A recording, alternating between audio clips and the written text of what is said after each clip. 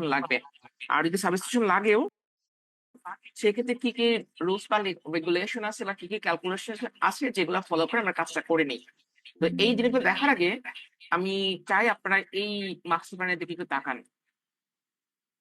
Ultimately ধরেন আমরা যখন কোনো বিল্ডিং ডিজাইন করি আমাদের কাছে ২ টা অপশন থাকে। একটা হচ্ছে হয় আমাকে একটা সিঙ্গেল একটা বিল্ডিং এর ডিজাইন করতে হবে, অথবা হয় কি যে আমার অনেকগুলা বিল্ডিং আছে সেই বিল্ডিং এ আমাকে ডিজাইন করতে হবে। তো যেভাবে করি না কেন যদি আমাদের লোড মনে করেন একটা নির্দিষ্ট লেভেলের উপরে চলে যায়, তাহলে আমাদের সাবস্টেশনের দিকে তাকাতে হয়। তো এমন না যে ধরেন আমার এন্টায়ার বাংলাদেশে একেকটা জোনের জন্য একেক রকম লোডের কথা বলা আছে। মোটামুটি সব জায়গার জন্য একই রকম লোডের কথা বলা হয়। বাট তারপরেও যে সমস্ত পাওয়ার সাপ্লাই কোম্পানি আমাদেরকে লাইন দেয় ওরা আল্টিমেটলি ডিসিশনটা নেয় ঠিক কত কিলোওয়াট পর্যন্ত লাইন তারা আমাকে 400 ভোল্ট পর্যন্ত এলাও করতে পারে। তো যদি আপনি বিএনবিসি কে ফলো করতে চান সেক্ষেত্রে দেখেন বিএনবিসির মধ্যে ডাইরেক্টলি বলে দেওয়া আছে যে যদি আমার বিল্ডিং এর লোডটা সো এখানে বিল্ডিং বলতে ইন্ডিভিজুয়াল বিল্ডিং হতে পারে। আবার ধরেন যে আপনি কোনো কটেজ করবেন, একেকটা কটেজে মাত্র ২ কিলোওয়াট বা ২.৫ কিলোওয়াট করে লোড আছে। তো ২০ টা কটেজ হয়ে গেলে কিন্তু ৪০ কিলোওয়াট লোড হয়ে যাইতেছে, তাই না? তো সেক্ষেত্রে দেখা গেল যে প্রত্যেকটা কটেজে ধরো আপনাকে আলাদা করে লাইন দিবে না, একটা মেইন লাইন নিতে হবে। তার মানে হচ্ছে যে কোন একটা কমপ্লেক্স হোক বা কোন একটা ইন্ডিভিজুয়াল বিল্ডিং হোক না কেন, সিঙ্গেল মানিকালাতে যদি আপনার লোডটা ৫০ কিলোওয়াট ক্রস করে যায় তাহলে অ্যাকর্ডিং টু আওয়ার গাইডলাইন আপনাকে ৪০০ ভোল্টের লাইন ওরা দিবে না, 11 কেভিতে লাইন দিতে হবে। তো 11 কেভি লাইনটা আমরা আমাদের সিস্টেমে ৪০০ ভোল্টে কনভার্ট করি ট্রান্সফরমারের মাধ্যমে। বা এই জায়গার মধ্যে একটা জিনিস আছে দেখেন এখানে কি বলছে, in most cases substation are required for a multi-story residential, multi-story commercial building, multi-story office building and industry building. আর যেটা সবচেয়ে ইম্পর্টেন্ট জিনিস, to determine the rating of substation required, a load factor of at least 80% shall be applied to the estimated load of the building. আপনাদের মনে থাকার কথা যে আমরা যেমন কয়েকটা ক্লাস আগে বলছিলাম যখন আমরা লোড ক্যালকুলেশন করি তখন দুটো জিনিস থাকে, একটা হচ্ছে যে কানেক্টেড লোড, একটা হচ্ছে ম্যাক্সিমাম ডিমান্ড। তো ওরা যেটা বলছে যে ম্যাক্সিমাম ডিমান্ডের উপরেও আপনাকে 80% পুরো ডাইভার্সিটি নিয়ে তারপরে সাবস্টেশনের ক্যাপাসিটি নির্ণয় করতে হবে। তো এইটা সব জায়গার জন্য সত্যি না, কিছু জায়গার জন্য হয়তো আমরা একটু কমায়ও নিতে পারি। যেমন মনে করেন আপনার লোড অনেক বেশি, লাইক ১৫,০০০ কিলোওয়াট, তো সেই জায়গাতে 80% দরকার নাই, সেখানে 70% 65% নিলেও কিন্তু চলে। তো ওরা যেটা বলছে যে অ্যাটলিস্ট 80% আমাদেরকে এই কনসিডারেশনের মধ্যে নিতে হবে। ওকে, এরপর আমরা আরেকটা জিনিস দেখে আসি। আচ্ছা এটা দেখার আগে মেবি আমি এটা দেখাইনি আপনাদেরকে। সো আমরা অন্তত এটুকু বুঝতে পারছি যদি আমার লোডটা ৫০ কিলোওয়াট ক্রস করে যায় দেন হয়তো আমাদের 11 কেবি লাইন নেওয়া লাগতে পারে। তো ঢাকা শহরের জন্য ওরা একটু ছাড় দেয় কি যে ঢাকা শহরে যদি মনে করেন যে হয়তো ৬০ কিলোওয়াট, ৬২ কিলোওয়াট, ৭০ কিলোওয়াট লোড ৫ তলা বিল্ডিং এভেইলেবল হয়। তো সেখানে মানুষজন লোডটা একটু কমায়ে হয়তো ৪০ কিলোওয়াট বলে যাতে করে 11 কেবি লাইন না নেওয়া লাগে। তো এইজন্য ডেস্কো এটা এলাওই করে দিছে যে আল্টিমেটলি ঢাকা শহরের মধ্যে ৮০ কিলোওয়াট পর্যন্ত আপনি উইথআউট 11 কেবি ছাড়া চালাতে পারবেন। আর সারা বাংলাদেশে যদি ৫০ কিলোওয়াট, বাট ৫০ মানে যে একদম মানে টাইট ৫০ তা কিন্তু না। আমরা অনেক জায়গায় পিডিবি মনে করেন ৬০ কিলোওয়াট পর্যন্ত আপনাকে 11 কেবি দিবে না হয়তো। আরবি আমি নিজেও করে আসছি ৭৫ কিলোওয়াট পর্যন্ত আমাকে ৪০০ ভোল্টে দিচ্ছে। সো আল্টিমেটলি জাস্ট ব্যাপারটা এরকম যে এই রেঞ্জের মধ্যে হইলে আপনাকে 11 কেবি নেওয়া লাগতে পারে। তো যদি আমি 11 কেবি লাইন নিই সেক্ষেত্রে আমাকে আগে থেকে প্ল্যান করতে হবে যে লাইনটাকে আমি কোন দিক দিয়ে আনবো। সো আনাটা হচ্ছে সবথেকে ইম্পোর্টেন্ট একটা জিনিস। তো এই যে আনার কথা বললাম এইটাকে বলা হয় সাবস্টেশনের লোকেশনটা আমি ঠিক কোন জায়গা মার্ক করব। যেমন দেখেন এইটা হচ্ছে আমাদের একটা প্রজেক্ট। তো এই প্রজেক্টে আমার যদি কোনো সাবস্টেশন লাগে এইটা হচ্ছে ওদের মেইন লাইন। দেখেন এদিক দিয়ে ১৩২ কেবি লাইন গেছে। সো এখান থেকে আমার একটা ৩৩ কেবি লাইন বা আমার একটা 11 কেবি লাইন আমি যদি নিয়ে আসি, তো আমি এই এন্টায়ার প্রজেক্টের জন্য হয়তো একটা লাইন পাবো। এখন আমি যদি মনে করি যেমন এদিকে অনেকখানি ফাঁকা জায়গা আছে, সো আমি এই জায়গাতে সাবস্টেশনের বিল্ডিংটা করি। সো এখানে যদি আমি বিল্ডিংটা করি সো টেকনিক্যালি আপনি ঠিক আছে এখানে আপনি ট্রান্সফরমার ইউজ করতে পারবেন বা যে কোনো কিছু ইউজ করে কাজটা করতে পারবেন। বাট সেটা হয়তো ইকোনমিক্যাল হবে না বা আমাদের যে কোড আছে কোডের সাথে সাংঘর্ষিক হবে। এটা একটু খেয়াল করে দেখি আমরা What the যে hell? Location of substation will depend on feed point of the 11 KV supply authority line. তার মানে হচ্ছে যে আমার 11 কেবি লাইনটা আমি বিল্ডিং এর কোন দিক দিয়ে আনবো বা আমার যে পোলটা আছে পোলটা বেসিক্যালি আমার কোন জায়গায় আছে তার উপর ডিপেন্ড করে সাবস্টেশনটা আমার কোন জায়গায় বসতে পারে। ২ নাম্বারটা হচ্ছে location of LT vertical riser cable. সেটা কি বলেন তো? যে আমি উপরের দিকে লাইন নিয়ে গেছিলাম না যে প্রত্যেকটা ফ্লোরে ওই যে এফডিবির কথা বলছিলাম, ডিবির কথা বলছিলাম। তো একটা নির্দিষ্ট লাইন উপরের দিকে তুলতে হয়। এখন দেখা গেল কি ধরেন এই যে এইটা হচ্ছে আমার একটা সিঙ্গেল একটা বিল্ডিং, ফিমেল হোস্টেল ১২ তলা বিল্ডিং। ধরেন আমি বললাম কি যে ভাই আপনার এই বিল্ডিং এ এই জায়গাটা সাবস্টেশনটা দেন অনেক ভালো হবে। সো আপনি ধরেন এখানে সাবস্টেশনের একটা লোকেশন ঠিক করলেন। একটু মোটা কালার করে জানান। বেশি মোটা হয়ে যাবে। কালার আমি অন্য কিছু করে দিচ্ছি। এটা খেয়াল করেন। সো এইটা মনে করেন সাবস্টেশনের লোকেশনটা আমি এই জায়গার মধ্যে রাখলাম। এখন উপরের ফ্লোর গুলাতে যে আমি লাইন নিব না, আমি মনে করেন ইলেকট্রিক্যাল দাগটা আমি এই জায়গার মধ্যে রাখলাম। তাহলে আপনি চিন্তা করেন তো যে আমার প্রত্যেকটা ফ্লোরে যখন আমাকে লাইন নিতে হবে, তাহলে সাবস্টেশন থেকেই তো আমাকে লাইন বের করতে হবে না? কারণ এফডিবি তে যাওয়ার জন্য তো আমার সাবস্টেশন থেকে যাইতে হবে। সো আমাকে কি করতে হবে? এই এতখানি পথ কভার করতে হবে। সো কভার করে মনে করেন এই দিক দিয়ে আইসা তারপরে এখানকার মধ্যে ঢুকতে হবে। সো এইটা কিন্তু বেশ কস্টলি কেবল। কারণ এগুলা কিন্তু বেশ মোটা কেবল এবং কয়েক হাজার টাকা প্রতি মিটারের দাম। তো সেই জন্য বিএনবিসির মধ্যে ডাইরেক্টলি দেখেন বলে দেওয়া আছে যে আমার 11 কেবি লাইনটা ঠিক কোন জায়গাতে আছে এবং আমার ভার্টিক্যাল রাইজার কেবলটা কোন জায়গায় আছে তার উপর ডিপেন্ড করে যে আমার সাবস্টেশনের লোকেশনটা কোন জায়গা হবে। তো যেহেতু মনে করেন আমাদের 11 কেবি লাইনের লোকেশন দ্বারা আমরা ঠিক করতে পারবো না। কারণ এটা তো অলরেডি পার্সোনাল অ্যাকাউন্টে ঠিকই করে ফেলছে। তো সেই জন্য আমরা যেটা করতে পারি সেটা হচ্ছে আমার এই ভার্টিক্যাল রাইজার কেবলের যে ঢাকটার লোকেশন ঠিক করতে পারি। তাহলে তো আমরা বলতাম যে আসলে আমার জন্য এইটা অনেক বেশি কস্টলি হয়। সো মেবি আমার দাগটা হয়তো এরকম কোন লোকেশনের মধ্যে আমি হয়তো প্রিফার করতেছি দেখেন। যেটা আমি অনেক সহজে যাইতে পারি। ঠিক আছে? তার মানে আমরা অন্তত ২ টা জিনিস বুঝলাম। যে ৫০ কিলোওয়াট যদি ক্রস হয়ে যায় then we have to go for 11 KV. আরেকটা হচ্ছে যে সাবস্টেশন লোকেশনটা এমন একটা জায়গাতে আমি চয়েস করব যাতে অনেক সহজে আমার 11 কেবি লাইনটা ওই জায়গার মধ্যে ঢুকতে পারে এবং আমার সাবস্টেশনের পাশাপাশি বা খুব কাছাকাছি লেভেলে যেন ভার্টিক্যাল রাইজার কেবলের ডাক থাকে যাতে আমার কস্টিংটা তুলনামূলক কম হয়। ওকে, আরেকটা জিনিস দেখেন বলছে যে আ এয়ার কন্ডিশন প্লান্ট সেগুলো থাক, এগুলো মেকানিক্যাল পার্ট মেবি দরকার নাই। Okay. In case of building complex, a group of building belonging to the same organization, the substation should preferably in located in separate building. তার মানে হচ্ছে যদি আপনার এরকম টাইপের কোনো প্রজেক্ট হয় যে জায়গাতে অনেকগুলো বিল্ডিং দেখেন এটা একটা বিল্ডিং আমাদের, এইটা আরেকটা বিল্ডিং, তারপরে এইখানে আরেকটা বিল্ডিং আছে, তারপরে এই জায়গার মধ্যে আরো বিল্ডিং আছে। তার মানে এখানে প্রায় ৫০ থেকে ৬০টা ছোট বড় বিল্ডিং আছে। তো এই জায়গাতে ওরা আমাকে একটা লাইনে দিবে। তো আমি এই জায়গাতে আলাদা যদি একটা বিল্ডিং করে নিই সাবস্টেশনের জন্য তাহলে আমাদের জন্য ভালো। তো এটা কিন্তু দেখেন কোডেও বলা আছে যে আল্টিমেটলি সেপারেট বিল্ডিংটাকে প্রিফার করা হয়। আর সবথেকে ভালো হয় যদি আপনার সাবস্টেশন এবং জেনারেটর কাছাকাছি জায়গার মধ্যে হয়। বাট আমি একটা মানে হাউ টু সে যে প্র্যাকটিক্যাল লাইন বলে রাখি সেটা হচ্ছে যদি আপনার একটা বিল্ডিং হয়, লাইক মনে করেন এই মেডিকেল কলেজটা জাস্ট হবে। সেই জায়গাতে সাবস্টেশন এবং জেনারেটর রুম পাশাপাশি রাখতে পারেন। এটা পারফেক্ট ঠিক আছে।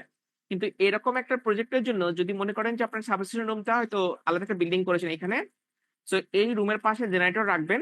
সেটা হয়তোবা খুব বেশি কস্ট ইফেক্টিভ হবে না। কারণ কি এই এন্টায়ার বিল্ডিং এ জেনারেটর ব্যাকআপ থাকে না। তো এইজন্য যেটা করতে হয় যে যখন কমপ্লেক্স এ ডিজাইন করেন তখন প্রত্যেকটা বিল্ডিং এর জেনারেটর আলাদা করে কাউন্ট করতে হয়। যেমন ধরেন আমি এই বিল্ডিং এর জন্য শুধু জেনারেটরের একটা রুম করতাম জাস্ট ফর জেনারেটর পারপাস। তো আমার এই রুমটা জেনারেটরের জন্য বরাদ্দ থাকতো জাস্ট জেনারেটর। এখানে সাবস্টেশনের কোনো কাহিনী নাই। আমি করতাম কি এই সাবস্টেশন থেকে একটা লাইন নিয়ে আসতাম। দেখেন এই লাইনটা নিয়ে আমি হয়তো এই জায়গার মধ্যে কোনো এমডির মধ্যে রাখতাম। তারপরে হচ্ছে এইখান থেকে আমার জেনারেটর থেকে লাইনটা বের হইতো। তারপরে আমি এই ২ টার মধ্যে এটিএস দিয়ে বলি বা অন্য কোনোভাবে লাইনটাকে ঠিকঠাক মতো করে নিয়ে উপরে ফ্লোরে যাইতাম। তো এইজন্য যখন কমপ্লেক্সে ডিজাইন করতে হয় তখন জেনারেটরটা সেন্ট্রালি করা হয় না, ইন্ডিভিজুয়ালি লোকেশনে মার্ক করা হয়। আর যদি সিঙ্গেল বিল্ডিং করেন সেক্ষেত্রে আপনার সাবস্টেশন এবং জেনারেটর পাশাপাশি বিল্ডিং এ করতে পারবেন। ওকে। আর এখন লোকেশনটা ইম্পর্টেন্ট যে কোথায় রাখতে পারবেন। দেখেন location of substation in the basement floor and on the floor above ground floor preferably be avoided। তার মানে হচ্ছে যদি আপনার বিল্ডিং এ বেসমেন্ট থাকে এবং হচ্ছে গ্রাউন্ড ফ্লোরের উপরে কোনো ফ্লোরে রাখতে চান সেক্ষেত্রে এটা বলছে প্রিফারেবলি অ্যাভয়েডেড। তো অনেক সময় দেখা যায় যে আমাদের বিল্ডিংটা অনেক বড় হয়, লাইক মনে করেন হয়তো বিল্ডিংটা ২০ তলা বিল্ডিং। তো আমরা হয়তো মনে করতে পারি যে এটা আমার তাহলে ২ তলাতে রাখলে কি সমস্যা, ৩ তলাতে রাখলে কি সমস্যা। আসলে কি ইকুইপমেন্ট গুলো আনা নেওয়া করাটা একটু টাফ হয়। তো সেই জন্য আমাদের এই সাবস্টেশনের যে মানে ডিজাইন ক্রাইটেরিয়া সেই জায়গায় তোরা বলছে যে গ্রাউন্ড ফ্লোরেই এটা করার জন্য। আর যদি বেসমেন্টেও এইটা করতে নিষেধ করা হয় তো বেসমেন্টে আপনি চাইলে জেনারেটর রাখতে পারবেন। ওকে। আরেকটা জিনিস আমি বলে রাখতেছি যদিও এটা কোডের মধ্যে হয়তো ডাইরেক্টলি বলা নাই বাট এখানে দেখেন লাইন বলা আছে প্রিফারেবলি বি অ্যাভয়েডেড। মানে এভয়েড করলে ভালো হয়। বাট অনেক প্রবলেম যে সমস্ত বিল্ডিং এ হইতে পারে। যেমন ধরেন হয়তো কোন বিল্ডিং করতেছেন লাইক ৪০ তলা বিল্ডিং। এখন ঢাকা শহরে কিন্তু বেশ কিছু প্রজেক্ট হইতাছে। যে জায়গাতে দেখা যাবে ৪০ তলা বিল্ডিং এ যদি জেনারেটর আপনি গ্রাউন্ড ফ্লোরে রাখেন সেটা কিন্তু একদম ৪০ তলা পর্যন্ত লাইন নেওয়াটা একটু টাফ হয়। সেখানে ভোল্টেজ ড্রপের একটা ব্যাপার থাকে। সেজন্য এটা কি করতে হয় লেয়ার মেইনটেইন করতে হয়। লেয়ার মেইনটেইন জিনিসটা কেমন? লাইক মনে করেন গ্রাউন্ড ফ্লোর থেকে ২০ তলা পর্যন্ত জেনারেটর কানেকশন দিয়ে রাখলেন। তারপরে 20 তলার উপরে আরেকটা সার্ভিস রুম করলেন। মানে সার্ভিস রুম না, সার্ভিস ফ্লোর করলেন। হয়তো 21 তলার পুরোটাই মনে করেন জেনারেটর বা অন্যান্য ইলেকট্রিক্যাল ইকুইপমেন্ট এর জন্য। তো ওই জায়গাতে 21 তলাতে জেনারেটরটা আপনি স্থাপন করলেন। তারপরে 21 তলা থেকে উপরবর্তী যে 40 তলা আছে ওই জায়গাতে কানেকশন দিলেন।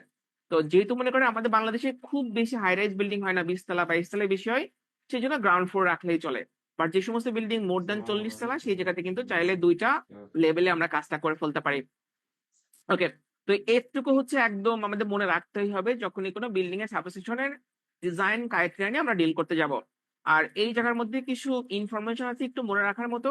যেমন দেখেন বলছে যে minimum height of a substation room should be ৩ metre থেকে ৩.৫ মিটার। তার মানে প্রায় ১০ থেকে ১২ ফিটের মধ্যে রাখতে বলছে। এখন এইটা মনে রাখবেন ক্লিয়ার হাইট। ক্লিয়ার হাইটের কথা মনে আছে যে আমার ফ্লোর লেভেল থেকে বিম পর্যন্ত যে হাইটটা। কারণ বিমটা অনেক সময় কমার্শিয়াল বিল্ডিং এ বেশ মানে ঝুলা থাকে লাইক ২ ফিট ২.৫ ফিট। এইজন্য অলওয়েজ চিন্তা করবেন ক্লিয়ার হাইট মানে ফ্লোর থেকে বিম পর্যন্ত। আর এই জায়গার মধ্যে বলছে যে ট্রান্সফরমারের ২ দিকে ওয়াল থাকলে কতটুকু ফাঁকা রাখবেন, একদিকে ওয়াল থাকলে কতটুকু ফাঁকা রাখবেন। ট্রান্সফরমার যদি এন্ড গুলো যদি আটকায় রাখেন কতটুকু ফাঁকা রাখবেন। তো আল্টিমেটলি আমরা যেটা ফলো করে থাকি এটা হচ্ছে আরএসসি গাইডলাইন যে যেকোনো ইকুইপমেন্টের চারপাশে যদি সম্ভব হয় তাহলে কমপক্ষে ৩৯ ইঞ্চির মতো একটা ফাঁকা স্পেস রাখবেন যাতে মানুষজন ফ্রি মুভমেন্ট করতে পারে। তো ৩৯ ইঞ্চি মানে বেসিক্যালি 1.07 মিটার। তার মানে ধরুন যদি এরকম হয় যে আমার এখানে একটা এলটি প্যানেল আছে, তাহলে আমি চেষ্টা করব কি যে এলটি প্যানেল থেকে আমার যে পার্শ্ববর্তী যে ওয়ালটা আছে এটা যেন 1.07 মিটার ফাঁকা থাকে। সো এইটা হচ্ছে একদম প্রিলিমিনারি কন্ডিশন। তারপরে আপনি ইকুইপমেন্ট গুলো বসাতে বসাতে দেখবেন যে কোনো জায়গায় একটু ছোট করে লাগতে পারে, কোনো জায়গায় হয়তো আমি ইচ্ছাকৃতভাবে কিছু বড় রাখতেছি। বাট আজকের ক্লাসের জন্য মনে রাখতে হবে যে যেকোনো ইকুইপমেন্ট থেকে তার চারপাশে যে ওয়াল গুলো আছে বা পার্শ্ববর্তী যে ইকুইপমেন্ট আছে তার মাঝখানে ডিসটেন্স যেন মিনিমাম 1.07 মিটার বা ৩৯ ইঞ্চি থাকে। ওকে। এখন আমরা আরেকটা জিনিস সম্পর্কে একটু জেনে আসবো। সেটা হচ্ছে এই জায়গার মধ্যে পাবো। দেখেন এইখানে ওরা একটা জিনিস বলছে। তো এইটা আমরা যদি একটু দেখি যে recommended area for transformer and substation of different capacities. তো আমরা যদি মনে করি যে সাবস্টেশন বলতে শুধুমাত্র ট্রান্সফরমারই বোঝায় তা কিন্তু না। তো এটা ওয়ান কাইন্ড অফ থিং যে ধরেন আমরা যখন থিওরিটিক্যাল কনসেপ্ট চিন্তা করি যে আমার একটি 11 কেবি লাইন আসলো, আমি ডাইরেক্টলি ট্রান্সফরমারের মধ্যে ঢুকাই দিলাম, ট্রান্সফরমারের সেকেন্ডারি প্রান্ত থেকে 400 ভোল্টের লাইন আমি পেয়ে গেলাম।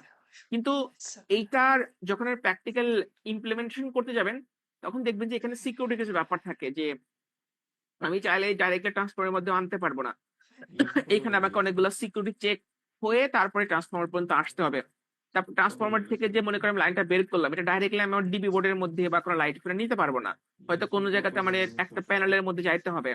তারপর সেই প্যানেল গুলার লোড আমার কি রেজিস্টিভ টাইপের লোড নাকি ইন্ডাকটিভ টাইপের লোড না কি টাইপের লোড সেগুলোর উপরে অ্যানালাইসিস করে দেখতে হবে যে আমার পাওয়ার ফ্যাক্টরের মানটা যেন খুব কম না হয়ে যায়। তো এরকম করে কিছু ইন্ডিভিজুয়াল কিছু ইকুইপমেন্ট আছে যে ইকুইপমেন্ট গুলোর সমন্বয়ে একটা পরিপূর্ণ সাবস্টেশন গঠিত হয়। তো অনেক সময় যেটা আমরা মনে করি যে ট্রান্সফরমারে ডাইরেক্টলি লাইন দিয়ে দেবো, লাইন থেকে আমি 400 ভোল্ট নিয়ে দেবো, ব্যাপারটা কিন্তু এরকম না।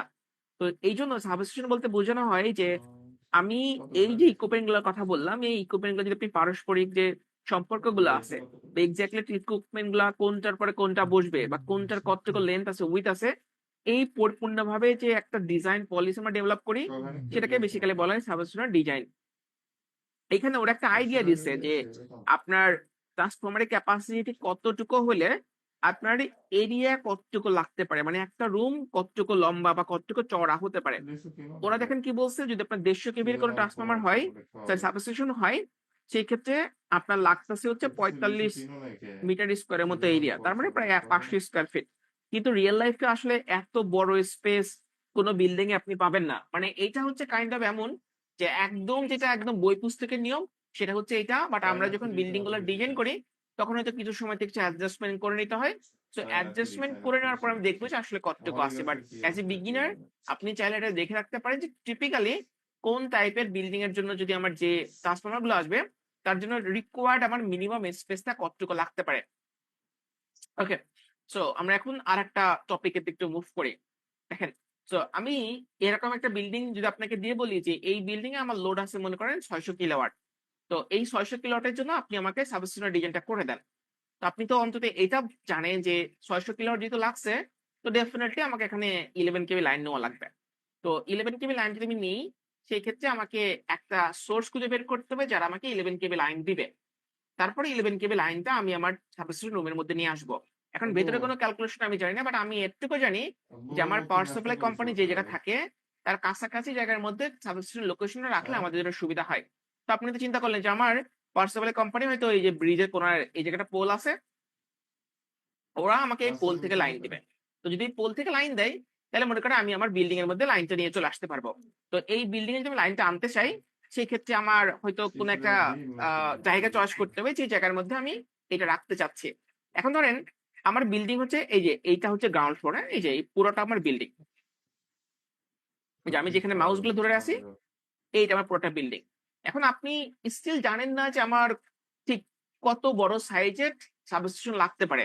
বাট আপনার কাছে একটা আইডিয়া আছে কি যে মালিক পক্ষ আপনাকে বলছে যে আমার এই জায়গাতে ৬০০ কিলোওয়াট লোড আছে। বাট আমি তো আপনাকে এটা বলেছি ৬০০ কিলোওয়াট লোড থেকে আপনি কেভিএ তে কনভার্ট করতে পারবেন। কারণ টিপিক্যাল পাওয়ার ফ্যাক্টর ধরা হয় ০.৮। তো আপনি একটা কাজ করেন ০.৮ টা আপনি ভাগ করেন। তো ভাগ করে দেখলেন ৭৫০ কেভি এর মতো লোড আছে। এখন আপনার সাবস্টেশনের ক্যাপাসিটি হচ্ছে ৭৫০ কেভি, হ্যাঁ? তো আপনি এই জায়গাতে ৭৫০ কেভি এর জন্য কতটুকু জায়গা লাগে একটা টিপিক্যাল একটা আইডিয়া করতে চাচ্ছে। সো আমি এই জায়গার মধ্যে যাই, যাই দেখি ৭৫০ কেভি কোথায় আছে। দেখেন এই জায়গার মধ্যে নাই। ও বলছে কি যে ২ টা যদি ৬৩০ কেভিএ হয়, তাইলে আমার এতটুকু জায়গা লাগতে পারে। তো ২ টা ৬৩০ তো আমার দরকার নাই। আমার দরকার কি মোটামুটি একটা ৭৫০ কেবি বা ৮০০ কেবির মধ্যে একটা জায়গা। তো আমি এইটা চয়েস করতে পারি টাকা মোটামুটি পয়সা একটা খাও? আইডিয়া করে, তাই না? সো ২ টা ৪০০ বলতে মোটামুটি ৮০০ এর মতো একটা ফিগার। তো আমি দেখলাম যে ১০০ মিটার স্কয়ারের মতো টাকা জায়গা পয়সা লাগে। খাই না? তো ১০০ মিটার স্কয়ার মানে কিন্তু বেশ দুঃখের বড়। বিষয়। আপনি যদি একটু যোগ বিয়োগ টাকা গুণ ভাগ পয়সা করেন, চাইলে তো না এই বেশি। দেখেন ১০০ ইন্টু 10.76, তার মানে আমার প্রায় ১০৭৬ আমি কি স্কয়ার টাকা ফিটের মতো পয়সা জায়গা চাইবো লাগে। নিতে? তো যদি আমি এখন চিন্তা করি যে ভাই আমি ঠিক লম্বায় কতটুকু নেব, চওড়াতে কতটুকু নেব। এখন দেখেন আর্কিটেকচারাল প্ল্যান অলরেডি ডান, হ্যাঁ? আদি তো আপনার জন্য হয়তো তারা একটু ছোট বড় করতে পারে। আমি এই জায়গাতে ঠিক বুঝতাছি না ঠিক লম্বায় কতটুকু নেব। তো আমি একটা কাজ করি যে আমি ওয়াল থেকে ওয়াল একটু মাপি। দেখেন, আমি এটা কতটুকু মাপলাম। সো এদিকে আমার কত আছে? আচ্ছা আমি কত পেপার কতটুকু স্পেস এর মধ্যে আছে। আমাকে এইখানে যাইতে হবে। আমি এইখান থেকে মাপি। সো এই জায়গা থেকে আমি যেটা দেখি, দেখেন আমার এদিকে আসে ৪৭ ফিট আর এরটুকু কত আছে? এরটুকু ৪৬ ফিট। তো আমি যদি এটা করি ৪৭ ইন্টু ৪৬। হিসাব তার মানে এটা অনেক। আমার প্রায় ডাবল এরিয়া আছে। সো আমার একটা আমি আইডিয়া করতেছি যে আমার এত বড় লাগবে না। আমাদের বিএনবিসি বলছে যে তো মোটামুটি ১০০০ স্কয়ার ফিট হলেই আমার কিছু চলতেছে। শাসন করবে তো সত্যি সেই হিসাবে সত্যি আমি যদি চিন্তা করি যে আমার ২ খারাপ টা করতে গ্রিডের দরকার। আমি যাচ্ছে একটা গ্রিড নিবো। সো আমার দশ মেবি টাকা এইরকম লস হয়ে গ্রিড গেছে নেওয়াটা ভালো হতে পারে। আমার তো এদিক দিয়ে আমি এন্ট্রি করতেছি। সো এই গ্রিড আমি ছাড়ি, এই গ্রিডটা আমি নিই। সো এই জায়গায় আমি কত শাসন পাচ্ছি? করবে এদিকে পরে পাচ্ছি গেলে হচ্ছে ৪৭ হাতে আর দিয়া দিবি এদিকে পাচ্ছি হচ্ছে এমনিতে ২৩। দিয়ে তো আমি এটা দিতেছে করে দেখি। সত্যি ৪৭ সত্যি ইন্টু করে ২৩। সত্যি সো আমার সাথে মোটামুটি এরকম এইটা করে আমাদের জন্য পারফেক্ট। তো আমি করলাম কি? যে এইটা আমি বলে দিলাম যে আমার হয়তো এরকম একটা গ্রিডে সাবস্টিটিউশন এর জন্য আমার লাগতে পারে। এরকম বাজার বেশ করবে ক্লিয়ার ব্যাপারটা? মানে স্টিল কিন্তু আমি প্রিলিমিনারি লেভেলের মধ্যে আছি। সো আমি এখানে কিসের উপর ভিত্তি করে কোন করেছি? কারণ জায়গাটা আমি এই জায়গায় দেখছি যে মোটামুটি যদি ৮০০ কেভি এর মতো লোড লাগে তাইলে আমার ১০০ স্কয়ার মিটারের মতো জায়গা। তো আমি এরকম একটা ৮০ স্কয়ার মিটার জায়গা চয়েস করেছি। এখন জিজ্ঞাসা করতে পারে যে কেন আপনি এটা চয়েস করেছেন? বিকজ আশেপাশে পুকুরে আমার যদি পড়ে পাওয়ার আছে সাপ্লাই তো কোম্পানির পোল এই জায়গা থাকে, তাহলে আমার জন্য এইটাই সবচাইতে সুইটেবল পজিশন লাইন টানার জন্য। নিয়ে কারণ আসার কি এদিক দিয়ে আমার বাজার এন্ট্রি পাতি আছে। নিয়ে আর যাবো বাকি নাকি সব শাসন পয়েন্টে করবে কিন্তু লাইন আনাটা ভেরি টাফ। আমি কি করতে পারি যদি মনে করে আমার এই পুরো জায়গাটা আমার নিজের হয়, আমি সুন্দর করে মাটির নিচ দিয়ে লাইনটা আনতে পারি এভাবে করে। অথবা ওভারহেড করতে পারি। অথবা যদি মনে করে এটা কি একদম মানে প্রিসাইজলি কি আমাকে করতে হয়, ছাত্র তাহলে আমি বাড়িতে রাস্তা দিয়ে বললে লাইন আনবো। মেয়ে বাপের করি লাইন এই আনলাম, শাসন রাস্তা দিয়ে করবে গেলাম। এইসব বিষয় রাস্তার পাশ দিয়ে বুঝে আসলাম। বুঝে কি বাজার তারপরে এই করতেছে রাস্তা দিয়ে গেলাম। এইখানে গেলাম, এই লাইনটা নিয়ে চলে আসলাম। তার মানে আমি যেভাবে আসি না কেন আমার জন্য সবচাইতে ইজিয়েস্ট অপশন হচ্ছে এই জায়গাতে সাবস্টেশন লোকেশনটা ঠিক করা। ওকে, তার মানে আমরা অন্তত একটুকু একটা আইডিয়া করতে পারছি। এখন যেহেতু মনে করেন আমি এইটা অলরেডি করে ফেলেছি। তো আমার এখন টার্গেট হচ্ছে এই সাবস্টেশন থেকে আমার যে মেইন ৪০০ ভোল্টের লাইনটা বের হবে, সিরিয়াস সেটাকে উপরে নেওয়ার জন্য একটা ইলেকট্রিক্যাল ডাক্টের লোকেশন চয়েস করে ফেলা। এখন আমি এটা কিভাবে করব? এটা হচ্ছে সেকেন্ড জব। যে আমরা তো এটা শিখেছি যে আমার এখান থেকে যদি ডাক্ট অনেক কাছে হয়, সেই ক্ষেত্রে আমার জন্য এটা অনেক বেশি সুবিধাজনক। কারণ আমার কেবলটা কম লাগতেছে, হ্যাঁ? আমি সিডি ফেলাইছে খাতে এই যাও জায়গার মধ্যে তখন দিয়ে কোথায় রাখতে নিয়ে ডাকটা নিতে আসতে পারবি পারতাম? মেবি এখানে একটা অপশন ওরা বলছে, এইটা লিফট আছে, লিফটের পাশে দেখেন একটা অপশন ওরা রেখে দিয়েছে ইলেকট্রিক্যাল ডাক্টের জন্য। সো মেবি আমি হয়তো এরকম একটা ডাক্ট আমার জন্য খারাপ হবে না। বেশ ভালো একটা লেভেল দিচ্ছে। প্রায় একদিকে প্রায় ৫ ফিট আর একদিকে হচ্ছে ৯ ফিট। তার মানে ওরা ওদের মতো একটা লোকেশন দিচ্ছে। আমি হয়তো এই পুরোটা ব্যবহার করব না। আমি হয়তো কিছুটা ইলেকট্রিক্যাল রুম হিসেবে ব্যবহার করব। আর কিছুটা ইলেকট্রিক্যাল ডাক্ট হিসেবে ব্যবহার করব। তার মানে এট লিস্ট আমি এখানে একটা অপশন বের করতে পারছি যে জায়গাতে আমি ভার্টিক্যাল কনডিউট গুলো উপরের দিকে নিতে পারবো। ওকে। এখন যদি আমি মনে করি যে আমার অন্য কোনো অপশনটা এর জন্য পারফেক্ট কিনা, আমরা একটু দেখে আসার চেষ্টা করি। দেখেন, আমি যদি এখান থেকে একটু সরে আসি, লাইক আমি যদি এরকম একটা পজিশনে আসি, আর একটু যদি নিচের দিকে আসি, ধরেন আমি হচ্ছে এই জায়গার মধ্যে ধরেন আসি। তো এখানে কি আমি আসলে করতে পারতাম? এখানে কিন্তু দেখেন পুরোটাই হচ্ছে আমার লিফট। সো লিফটের এখানে কিন্তু বেসিক্যালি আমি মানে ঠিক যে আমার জন্য কোনো ইফেক্টিভ কোনো সলিউশন হবে না। আমরা যদি মনে করি যে ধরেন আমি এরকম কোনো লোকেশনে আসবো, সো এই নিচের দিকে, সো এটা কিন্তু আমার জন্য কোনো ইফেক্টিভ কোনো সলিউশন হবে না। তার মানে আল্টিমেটলি আমার এখন কাজটা হচ্ছে যে পুরা বিল্ডিংটা এনালাইসিস করে দেখতে হবে কোনটা আমার জন্য সব দিক থেকে প্রিফারেবল একটা লোকেশন হয়। তো যেটা আমার জন্য সব দিক থেকে প্রিফারেবল লোকেশন হবে মিরাজ ভাই, সেই জায়গার মধ্যে আমি এই ডাকটা পজিশন রাখবো। মাংস বাট এক্ষেত্রে যেটা মনে রাখবেন যে যখনই বা যেকোনো বিল্ডিং আপনি ইলেকট্রিক্যাল ডাক্ট চয়েস করেন না কেন, অবশ্যই এটা একই লেভেলে প্রত্যেকটা ফ্লোরে হইতে হবে। কারণ কি আমি এখান থেকে ভার্টিক্যাল ক্যাবল গুলো উপরের দিকে তুলবো। তো যেহেতু আমার ভার্টিক্যাল ক্যাবল গুলো উপরের দিকে তোলার একটা অপশন লাগবে, তো সেই জন্য কিন্তু এমন না যে ধরেন আমি এই যে ডাক্টটা যেটা করেছি, এই ডাক্টটা হয়তো আমি এই জায়গার মধ্যে রাখলাম, আর অন্য ফ্লোরে যায় হয়তো আমি এটাকে অন্য জায়গার মধ্যে প্লেস করে দিলাম। এটা কিন্তু করা যাবে না। তো যেই জায়গায় আমি প্লেস করি না কেন, এইটা একদম প্রিসাইজলি সেই জায়গার মধ্যে থাকতে হবে। তো যেহেতু আমি এই ডাকটা মনে করেন এখন ঠিক করে ফেলতে পারছি, এখন যেটা আপনারা করতে পারেন, অনেক সময় যেটা হয় যে ধরেন আহ আমি মানে আগে যে বিল্ডিং গুলোর ক্ষেত্রে দেখতাম যে আলটিমেটলি হয়তো খুব ছোট একটা ঢাক নিচ্ছে। ছোট ঢাক নেওয়ার যে প্রবলেমটা হয় যে আমাদের বিএনবিসির মধ্যে একটা ক্লজ আছে, যদি কোনো কারণে আপনার লোডটা মোর দেন 1000 কেভিএ হয়ে যায়, মোর দেন 1000 কেভিএ, সেক্ষেত্রে ওরা বলে বিবিটির দিকে আপনাকে মুভ করার কথা। সো বিবিটি বলতে বোঝানো হয় বাস বা ট্রাঙ্কিং সিস্টেম, যেখানে ক্যাবেলের কোনো আসলে সম্পর্ক থাকে না।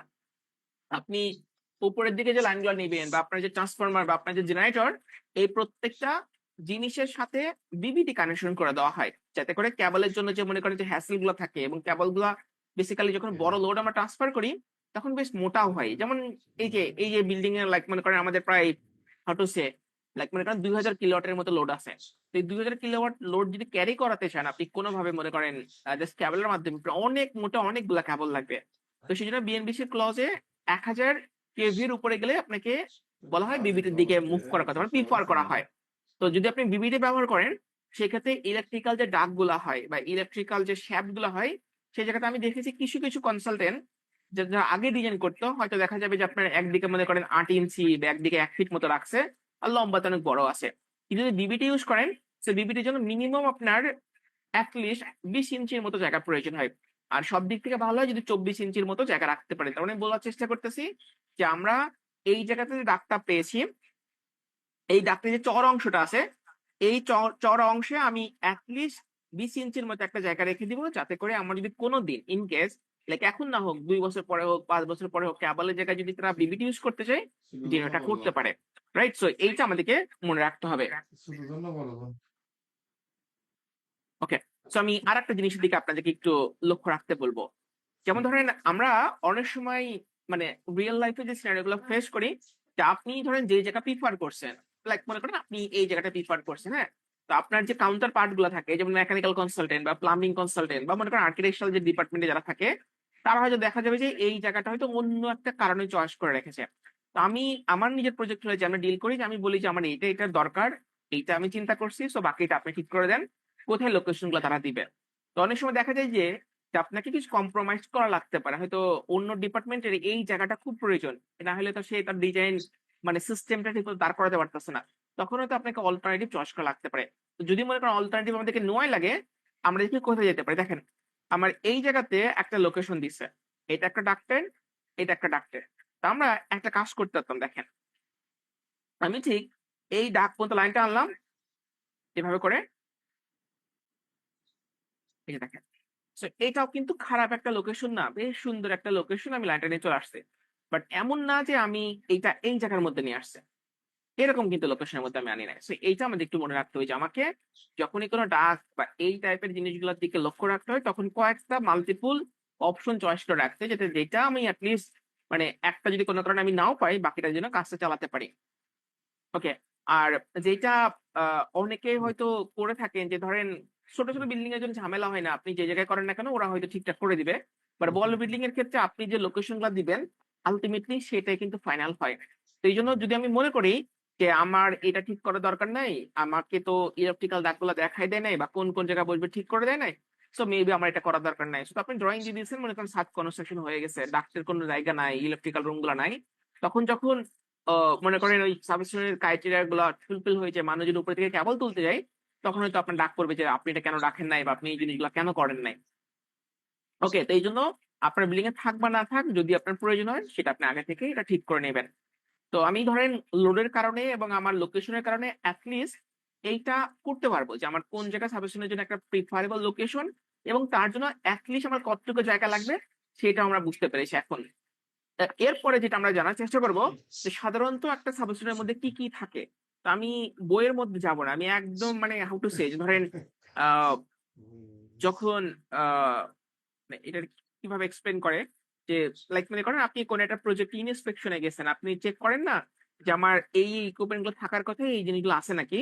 আমি ঠিক ওই পার্সপেক্টিভ থেকে বলার চেষ্টা করবো। এখন ধরেন এইটা হচ্ছে আমার একটা সাবস্টেশন বিল্ডিং, এইটা সো আমরা এটা আঁকাইলাম, এইটা আমার ইলেকট্রিক্যাল তার। সো এখানে আমরা 400 ভোল্টের লাইনগুলো উপরে ফ্লোরে নিয়ে যাব, আর এইটা পাওয়ার সাপ্লাই কোম্পানি লাইন, এই জিনিসটা।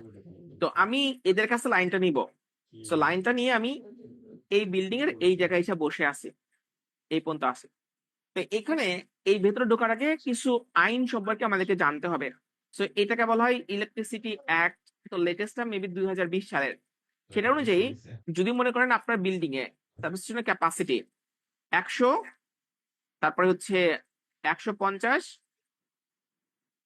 200 এবং কিছু কিছু ক্ষেত্রে 250 এই রেটিং এর মধ্যে থাকে, দেখেন 100, 150, 200, 250 এর মধ্যে যদি থাকে, তাইলে আপনাকে এই যে লাইনটা দিছে এই লাইনটা ডাইরেক্টলি ট্রান্সফরমারের মাধ্যমে ঢুকাইতে পারবেন ডাইরেক্টলি। দেখেন, তো ট্রান্সফরমারে আমার এই প্রান্তে 3টা অপশন আমি রাখবো, বলেন তো কি জন্য। সো এইটাকে আমরা আর ওয়াই বি নামে রাখতে পারি। তো এগুলোকে বলা হয় বুশিং। সো এখানে 3টা কেন বলছি বলেন তো, কারণ এটা আমার এইচটি প্রান্ত। সো এইচটি প্রান্তে আমার বেসিক্যালি ডেল্টা ফরম্যাট থাকে। সো ডেল্টা ফরম্যাটে আমরা জানি যে আর ওয়াই বি 3টা অপশন থাকে, নিউট্রাল থাকে না। সো এই জন্য আমার যে কেবলটা আসবে, সো এই কেবলে দেখেন এইখানে টার্মিনেট হয়ে এই আমার আর এ ঢুকবে, এটা আমার ওয়াইটে ঢুকলো, এটা আমার বি এর মধ্যে গেল। তো এটার আমি একটা প্র্যাকটিক্যাল একটা ছবি দেখাই, তাহলে আপনাদের এটা মনে থেকে যাবে সবসময়। এটা একটু খেয়াল করে দেখেন, এই দেখেন। সো আলটিমেটলি আমার এই যে লাল রঙের কেবলটা না, সো এইটা হচ্ছে আমার 11 কেবি কেবল। তো 11 কেবি কেবল দেখেন বেসিক্যালি আমার এই যে একটা বুশিং, এই আমার 2 নাম্বার বুশিং, এই আমার 3 নাম্বার বুশিং। সো এই বুশিং এর মধ্যে কিন্তু চলে গেছে।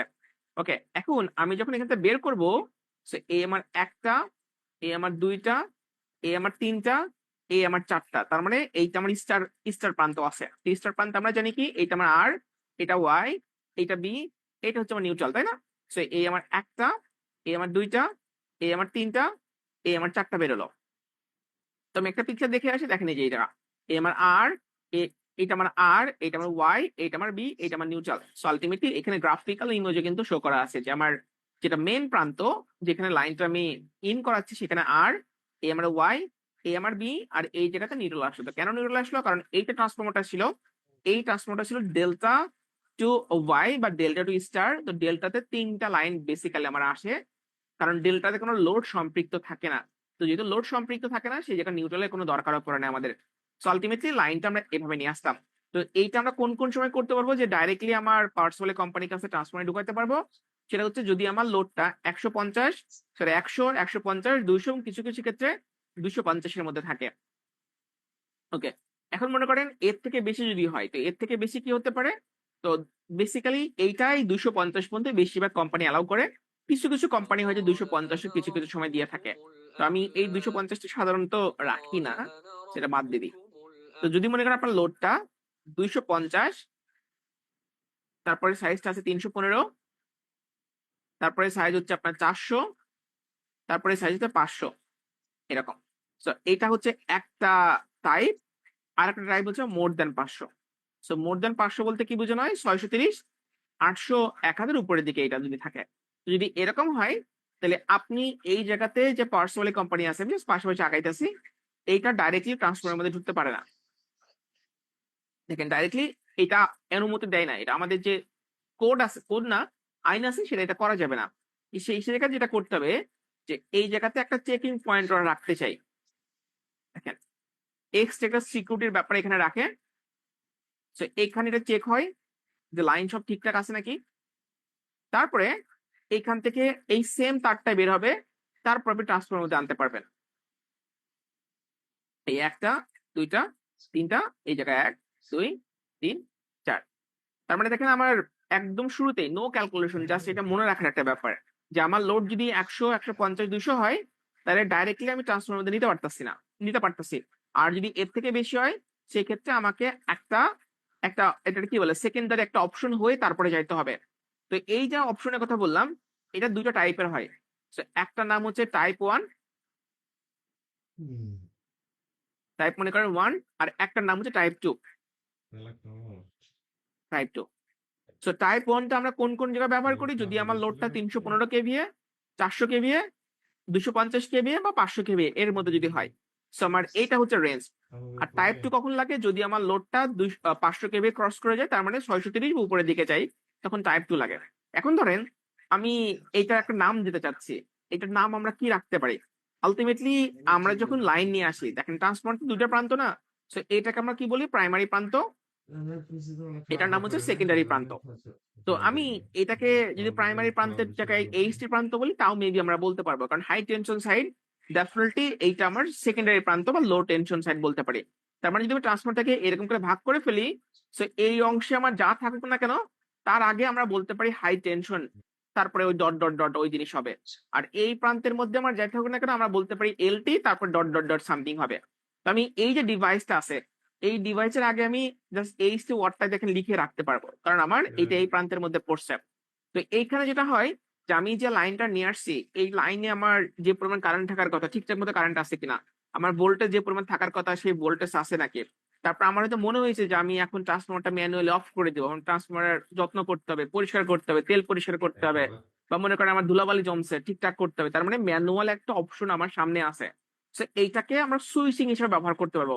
তো আলটিমেটলি এই পুরা জিনিসটাকে যদি আমরা একটু মানে কনসেপ্ট আকারে ক্লিয়ার করতে চাই, তাহলে দেখেন এই জায়গাতে আমরা দুটো জিনিস পাচ্ছি। একটা হচ্ছে যে বেসিক্যালি আমার সুইচিং অপশন যেটা আছে, এবং আরেকটা যেটা আছে চেকিং অপশন যেটা আছে। সো এইটা অনেকটা সুইচ গিয়ারের মতো কাজ করে, যে আপনার পুরো সিস্টেমটা আপনার হাতের মধ্যে এনে দিতেছে, যে আপনি নিজের মতো করে এটাকে সুইচিং করতে পারবেন। তো এই জন্য এটার নাম হচ্ছে এইচটি সুইচ গিয়ার। দেখেন এটা হচ্ছে এইচটি সুইচ গিয়ার। এখানে এইচটি কেন বললাম? কারণ এইটা আমার এইচটি প্রান্তের সাথে সম্পৃক্ত আছে, তার জন্য এটার নাম হচ্ছে HT switch gear. HT switch গিয়ারের মধ্যে কি কি আছে সেটার একটা আমরা আইডিয়া করতে পারছি, এবং এটা ক্যালকুলেশন কি সেটা হয়তো আমরা পরের একটা ব্যাপারে দেখবো। বাট এইটা দেখেন আমরা কিন্তু মনে রাখতে হবে, মনে রাখার কথা যে 250 তো হচ্ছে নো এইচটি সুইচ গিয়ার। আর যদি মনে করেন 250 কেভিএ থেকে শুরু করে উপরের দিকে যায়, তাহলে এইচটি সুইচ গিয়ার আমার লাগবে। সেখানে দুটো টাইপ আছে, একটা হচ্ছে 500 কেভিএ পর্যন্ত টাইপ 1, আর মোর দেন 500 কেভিএর জন্য টাইপ 2। এখন এই যে টাইপ 1, সো এইটাকে আমরা একটা নাম বলি। সো এটাকে বলা হয় এলবিএস ভিত্তিক, আর এটার নাম হচ্ছে ভিসিবি ভিত্তিক। হ্যাঁ, এখন এই জিনিসগুলো কি এইটা আমরা জানবো। বাট যদি কাউকে জিজ্ঞাসা করা হয় যে মনে করেন এইচসি সুইচ গেটের মধ্যে আসলে যাই হোক না কেন, এখানে মেন কাহিনী কি? মেন কাহিনী হচ্ছে যে এখানে ভাই একটা ব্রেকার আছে, জাস্ট একটা ব্রেকার আছে। সো আমার যখন মনে হয়েছে যে আমি ট্রান্সফরমারটার একটু ঠিকঠাক করে যত্ন করবো, আমি ব্রেকারটা অফ করে দিয়ে গেলাম, সেটা ম্যানুয়াল অপারেশন। আমার ধরেন এই জায়গাতে আমার কারেন্ট অনেক বেশি চলে আসছে, যেটা আমার কাছে ঠিক সেফ মনে হইতেছে না, তো তখন অটোমেটিক্যালি ব্রেকারটা অফ হয়ে যাবে, সেটা অটোমেটিক অপারেশন। তো আলটিমেটলি একটা এইচসি সুইচের মধ্যে যাই থাকুক না কেন, তার মেন কাজই হচ্ছে এই ব্রেকারটার দিকে যত্ন রাখা, মানে নজর রাখা, যেটা আমার ম্যানুয়ালি অফ হইতে পারে বা অটোমেটিক অফ হইতে পারে। তো এই যে সিস্টেমটা, এই সিস্টেমটা দুইটা ভিত্তিক হতে পারে, একটা হচ্ছে এলবিএস ভিত্তিক, একটা হচ্ছে ভিসিবি ভিত্তিক। তো এলবিএস বলতে বোঝানো হয় লোড ব্রেক সুইচ, ভিসিবি বলতে বোঝানো হয় ভ্যাকুয়াম সার্কিট ব্রেকার। তো আলটিমেটলি এলবিএসটাকে বলা হয় একটু পুরাতন টেকনোলজি, যেটা মোটামুটি 500 কেবি পর্যন্ত বেশ ভালোভাবে সার্ভিস দিতে পারে। আর ভিসিবিটা লেটেস্ট টেকনোলজি, তো সেই জন্য 630 থেকে শুরু করে উপরের দিকে আমরা এসি সুইচ গিয়ার যখন ডিজাইন করি তখন ভিসিবিটা বেশি প্রিফার করা হয়। এখন আহ এইটা যদি আপনারা জিজ্ঞাসা করেন যে ভাইয়া তাহলে আমি মনে করেন আমার লোডটা 315 কেভি আছে, সেই জায়গাতে আমার এলবিএস ভালো লাগতেছে না, আমি কি ভিসিবি দিতে পারবো? ডেফিনেটলি আপনি ভিসিবি দিতে পারবেন, এটার জন্য কোনো বাধা নিষেধ নাই। কিন্তু আমাদের দেশে যে বিদ্যুৎ আইন আছে, বিদ্যুৎ আইনে যেটা বলছে যে যেহেতু মনে করেন 500 কেবি পর্যন্ত এলবিএস খুব ভালো করেই চলতে পারে, সেই জন্য আমরা চাইলে এলবিএস টা 500 কেবি পর্যন্ত ইউজ করতে পারবো। এরপর থেকে বিসিবি ইউজ করা ম্যান্ডেটরি। তবে যদি আপনি মনে করেন যে 315 জন্য বিসিবি ইউজ করবেন, ইউ মে গো, বাট এখানে কস্টিং এর দিকে নজর রাখতে হবে। যদি মনে করেন আপনি পিডাব্লিউডি ফলো করেন, পিডাব্লিউডি রেট শিডিউল ফলো করেন, তাহলে এটা 2020-এ ওরা যেটা জানাইছে যে এলবিএস ভিত্তিক যদি আপনি কোনো এসি সুইচ গার্ড ডিজাইন করেন, তাহলে মোটামুটি 4 লাখ টাকার মধ্যে সরকারকে ভ্যাট ট্যাক্স আপনি করে ফেলতে পারবেন, 4 লাখ টাকার মধ্যে। কিন্তু যদি বিসিবি ভিত্তিক কোনো এসি সুইচ গার্ড ডিজাইন করেন, তাহলে মোটামুটি আপনার খরচ পড়বে 10 লাখ টাকার উপরে, 2020 সালের কথা। তার মানে কস্টিংটা কিন্তু বিশাল বড় একটা ফ্যাক্টর।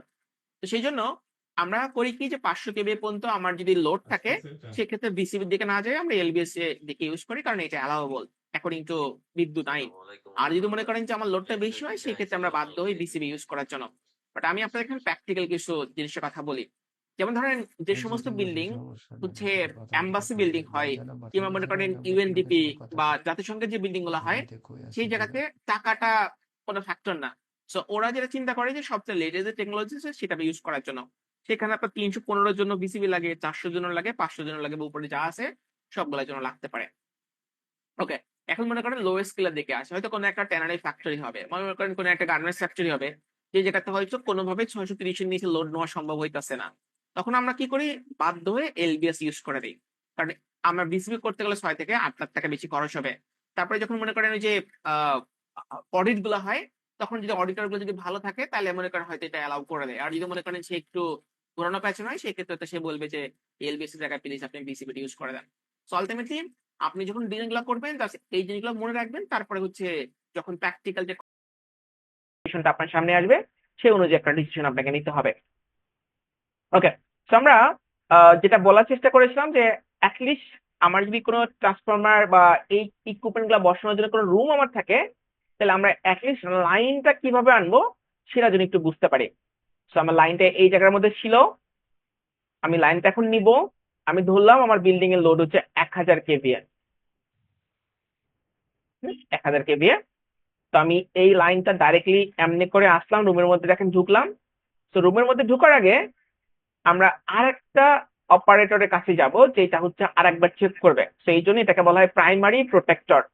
সো এইটা আমি এই জায়গার মধ্যে আসব। তো নর্মালি কোনো বিল্ডিং এ ঢুকার আগে একটা পোল হয়ে ঢুকে, এটা মালিক পক্ষ নিজে টাকার দেয়, অনেক সময় যারা লাইন দেয় তারাও এটা বসায় দেয়। তো এইটা ধর আমার পোলে এই লাইনটা আসলো, এই পোলে একটা ডিভাইস থাকে, এই ডিভাইসটা চেক করে। তো ডিভাইসটা দেখতে কেমন হয় আমি একটু দেখে আসি। এটা খেয়াল করেন, এটা সবার বাসা বাড়িতে আপনি পাবেন, যে এইরকম বাসা বাড়ি থেকে দেখলে দেখলে বুঝবেন যে বেসিক্যালি এই জিনিসটা দেখতে হচ্ছে এরকম। পিএফআই সিলেকশন এখন আসি নাই, প্লিজ আপনি ক্লাসে মানে যে কন্টেন্ট গুলো হয় একটু ফলো করেন, পিএফআই টা আমরা কভার করব। তো এইটা দেখেন ডাইরেক্টলি লাইনটা আমার এই জায়গার মধ্যে আসে। তো এইটাকে নর্মালি আমরা বলে থাকি ড্রপ আউট ফিউজ বা ডিওএফ। তো ড্রপ আউট ফিউজ কেন বলা হয়, কারণ এটা মধ্যে একটা ফিউজ লিঙ্ক থাকে, দেখেন এইটা হচ্ছে ফিউজ হোল্ডার, এটা হচ্ছে ফিউজ লিঙ্ক। তো যখন আমরা কোনো এইচটি কেবল ডিজাইন করি, তখন আগে থেকে ঠিক করে দিই ওই কেবলের মধ্য দিয়ে আমরা কি পরিমাণে কারেন্টটা পাস করতে দিব। তো ওইটাকে অনুসরণ করেই আমরা ড্রপ আউট ফিউজের রেটিংটা ঠিক করে ফেলি। এখন যদি কোনো কারণে মনে করেন আমার ড্রপ আউট ফিউজের মধ্য দিয়ে অতিরিক্ত কারেন্টটা চলে আসে, ও যেটা করে জাস্ট সিম্পলি নিজেকে পুড়াই ফেলার মাধ্যমে ফিউজটাকে ফেলাই দেয়। তো যেহেতু সে নিজেকে ধ্বংস করার মাধ্যমে লাইনটাকে সেভ করতেছে বা নিজে ড্রপ হওয়ার মাধ্যমে সেভ করতেছে, এই জন্য এই ফিউজটাকে নর্মালি বলা হয় ড্রপ আউট ফিউজ। তো প্রত্যেকটা সাবস্টেশনে লাইনটা বেসিক্যালি ড্রপ আউট ফিউজ হয়ে তারপরে ফিউজ হয়ে তারপর নিচের দিকে নামবে। ওকে, ধরেন আমার ড্রপ আউট ফিউজের এখানে গেল, যাওয়ার পরে সে চেক টেক করলো, ধরেন এটা খুবই ঠিকঠাক আছে, তারপর লাইনটা আমি এই জায়গার মধ্যে নিয়ে আসলাম। সো আনার পরে এইটা ধরেন আমার এসি সুইচ গার্ড থাকলো, এই জায়গার মধ্যে এসি সুইচ গার্ডটা বসালাম, এই যে এসএস লিখলাম। হ্যাঁ, এখন এইখান থেকে লাইনটা আপনার এই যে ট্রান্সফরমারে আসবে। সাইকের ভিতরে এখন দেখেন ট্রান্সফরমারটা কোন জায়গায় বসাবেন। So, কোন জায়গায় বসাবেন এইটা একটা সিকোয়েন্স ফলো করে বসাতে হবে। বিএনবিসি এর মধ্যে থাকার কথা ক্লজটা, দেখি আছে নাকি, না, না থাকলে আমি বলে দিব।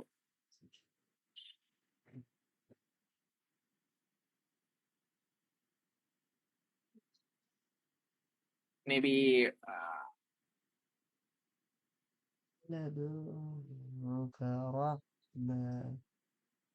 মিল হয়ে গেছে ভালো লাগে এই দেখেন, in general substitution, AC to LT transformer shall be placed in one corner of the room so that AC side remain away from passage of person. So এটা আসলে কি মিন করছে? আরেকটা বলছে যে AC metering panel shall be located near to the exterior of substation room, near to the exit gate, and also shall be convenient for AC cable entry. Okay, so ওরা যেটা বলার চেষ্টা করছে যে আমার ট্রান্সফরমার গুলা এমন একটা লোকেশনে বসাইতে হবে এবং আমার যে এইচডি প্যানেল গুলো আছে সেটা এমন একটা লোকেশনে বসাইতে হবে যাতে সার্ভিস এন্ট্রিটা অনেক বেশি ইজি হয়। সার্ভিস এন্ট্রি বলতে এই যে ক্যাবল গুলো আছে এটা যেন অনেক সহজে এন্ট্রি করতে পারে। তো ধরুন আমি যে জায়গার মধ্যে বসাইছি ডেফিনেটলি কিন্তু সে খুবই সহজের মধ্যে যাইতে পারবে এখানে। আর আমি যদি এটা এখানে না করে কই করতাম, আমি লাইক মনে করেন এটা এই মাঝখানে বসাই দিলাম এখানে, তাহলে কি করতো এটা এই কেবলটা এই তো পথ ঘুরে তারপরে এই জায়গার মধ্যে আসতো। এখন এইখানে তো অন্য ইকুইপমেন্ট থাকতে পারে, সো ওইগুলা কিন্তু পাস হয়ে তারপরে আসতো। তো এই জন্য আমরা যখন কোনো লাইনটা এন্ট্রি করি সো এইটা যে কোনো একটা কর্নারে রাখতে হয়। সো আমি ধরেন এটা এই কর্নারের মধ্যে রাখলাম, এই আমার কর্নার এটা। সো এইচটি মিটার আমার এটা এইচটি মিটার, মানে এই জায়গাতে সে চেক করবে যে কয় টাকা বিল হয়েছে বা না হয়েছে। এরপরে এই লাইনটা আমার চলে আসবে হচ্ছে এইচসি প্যানেলে, যেটা আমরা একটু আগে করছি ওই যে এইচসি সুইচের কথা বলছে না, এইচসি সুইচ গার্ড। সো এটা মনে করেন এইচসি সুইচ গার্ড থাকলো। হ্যালো, আসসালামু আলাইকুম আম্মা। এই আমার এইচসি সুইচ ভালো গার্ড। আছো?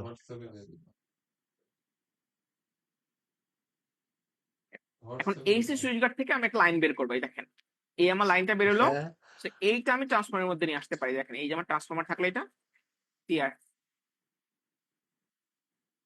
ওকে, আরে তার মানে আমি এই যে লাইনটা আনছি এই লাইনটা স্টিল 11 কেবি, এই এর ভেতর 11 কেবি, এইটাও আমার 11 কেবি, কেটা লাগবো? এইটাও আমার 11 কেবি। তোমাদের আইডি কার্ড ফটোকপি টবি নিয়ে যাও। এখান থেকে যখন বের হইলো আইডি কার্ডের ফটোকপি তখন টবি কিন্তু নিয়ে যাও। 11 কেবি নাই, এটা আমার 0.4 হুম, কেবি বা 400 ভোল্ট হয়ে গেছে। এখন এইটা বেসিক্যালি আমার চলে যাবে কোথায়, এই যে আমার ডাক ছবি করছিলাম এই ডাক্টের এখানে চলে যাবে। ছবি দেখেন লাগতো না। এই কোন আমার আইডি কার্ডটা কোন ডাক্তের আইডি এখানে কার্ড? চলে যাবে। এখন ডাক্তে তো মনে করেন যে আইডি কার্ডটা নিয়ে অনেকগুলা যাও, লাইন আমাকে নিতে হবে। অরিজিনাল। আমার 20 তলা বিল্ডিং হলে তো অনেকগুলো ডিবিতে লাইন যাবে। এখন বের হয়েছে তো মাত্র আমার একটা লাইন, বেসিক্যালি 4টা কেবল বাড়াইছে। বুঝছো? তো আমরা কি জানতাম যখন আমরা কোনো ডিবি ডিজাইন করছি যে একটা ইনকামিং থেকে অনেকগুলো আউটগোয়িং করা যায় না। সো বেসিক্যালি আমাকে এখন এই কাজই করতে হবে। দেখেন এখানে বড় একটা বোর্ড রাখলাম, এই আমার বোর্ড। তো এই জায়গার মধ্যে আমার একটা বাস বার আছে। তো এই লাইনটা আমি বাস বারের মধ্যে নিয়ে চলে আসতাম। এই দেখেন এটা, সো আমার এটা আর, এটা মনে করেন ওয়াই, আজকে দলিল করে দেবা। এটা আমার বি, আর এই জায়গার মধ্যে নিউট্রাল। আমি 4টা বাস বার রাখাইলাম আজকে না দলিল এই জিনিসটা। তো আমরা তো জানি যে বেসিক্যালি যখন কোনো লাইন আমরা নিই এটাকে একটা ব্রেকার হয়ে আসতে হয়। সো এই বাস বারে ঢোকার আগে এটা মনে করেন আমার সার্কিট ব্রেকার হয়ে আসবে। ক্লিয়ার?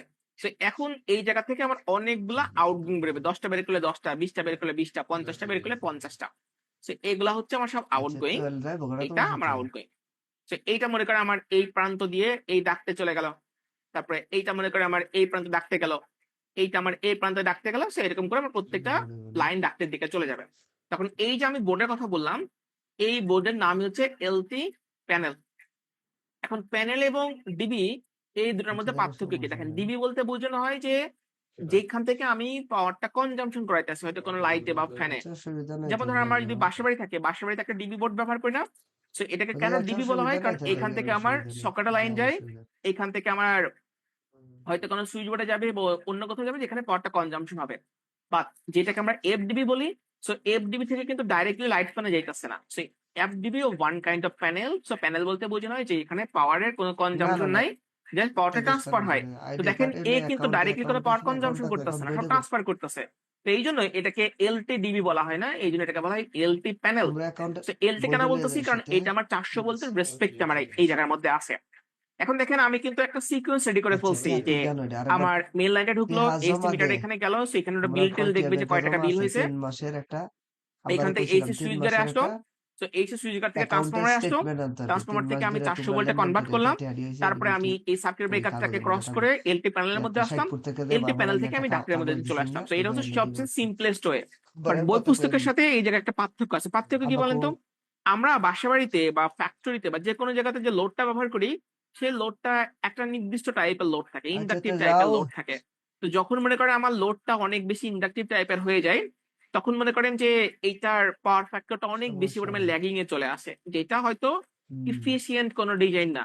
তো সেই জন্য করতে হবে কি, এখানে ক্যাপাসিটিভ কিছু লোড যোগ করতে হবে। তো রিয়েল লাইফে ক্যাপাসিটিভ লোড খুব বেশি অ্যাভেলেবল নাই আমাদের। তো এই জন্য জোর করে কিছু লোড আমাকে এলটি প্যানেলের মধ্যে নিয়ে আসতে হবে। তো কতটুকু লোড আচ্ছা আনবো সেটা সমস্যা নেই। ক্যালকুলেশন আমরা বার করব। তো এই জন্য আমি জি, এই জায়গা থেকে যে লোড গুলা বার করছি, তো এগুলা দেখেন সবই আমার কাজে লাগতেছে। হ্যাঁ। কিন্তু এই লোড গুলা কাজে লাগানোর কারণে আমার এখানে পাওয়ার ফ্যাক্টরটা অনেক বেশি ল্যাগিং এ চলে আসছে। তার জন্য করলাম কি, ধরেন বাজার থেকে কিছু ক্যাপাসিটিভ লোড আমি নিয়ে আসতাম জোর করে। তো এটা মনে করেন আমার ক্যাপাসিটিভ একটা লোড। হ্যাঁ। এই লোডটা জাস্ট সিম্পলি আমি এলটি হোয়াটসঅ্যাপ প্যানেলের চলে তো সাথে ঠিক অ্যাড আছে করে না দিলাম। হোয়াটসঅ্যাপ দেখেন, চলে কিনা অ্যাড করে দিলাম, যাতে করে হবে কি হোয়াটসঅ্যাপে তো যে এই জায়গাতে ল্যাপটপে আমার ছবি যে দিস ইন্ডাকটিভ টাইপের লোডের কারণে যে পাওয়ার ফ্যাক্টর ল্যাগিং এ আসছে, ও এটাকে হ্যালো মিনিমাইজ করলো, মানে নিউট্রালাইজ করে ফেললো, যতটুকু পারে করে ফেললো। তো আমাদের কোড আছে, কত পার্সেন্ট রাখতে হবে না রাখতে হবে সেটা আমরা ক্যালকুলেশন করে বের দিস করবো। বাট ছবি কেন আমি দেওয়া এতে পাঠাইছে ক্যাপাসিটিভ লোড যোগ করতেছি সেটা আমি এক্সপ্লেন করলাম।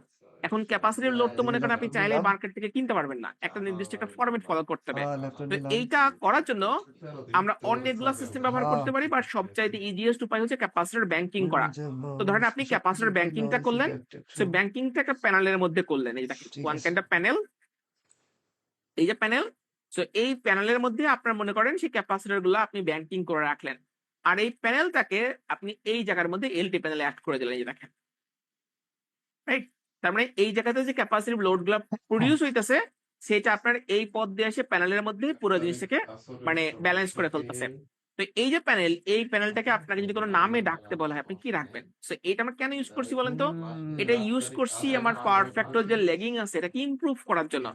এই জন্য কিরে এটাকে সোনিয়া বলা হয় কি খবর power factor improvement plan. So PFI plan. So PFI আমরা বলতে কি বোঝায়? পাওয়ার ফ্যাক্টর ফিতা বানাইছে ইমপ্রুভমেন্ট প্ল্যান। এখন মনে করেন কাউকে যদি বলা হয় যে ভাইয়া তুমি পাওয়ার ফ্যাক্টরটা যে ইমপ্রুভ করছো যে প্যানেলের গিটার মাধ্যমে, বল সেটা কই বসাবা? এখন দেখেন যে আপনার যদি কপাল নষ্ট অনেক করলে বড় কোনো গিটার রুম কইয়া থাকে, আপনি যে কোনো জায়গায় বসাতে পারেন। আপনি মনে করেন আপনি এই জায়গার মধ্যে বসালেন পিএফআই টা। বন্ধে তো বুঝবি দুই দিন এখানে আগে পিএফআই বসান, দেখেন তো প্রবলেমটা কোথায়?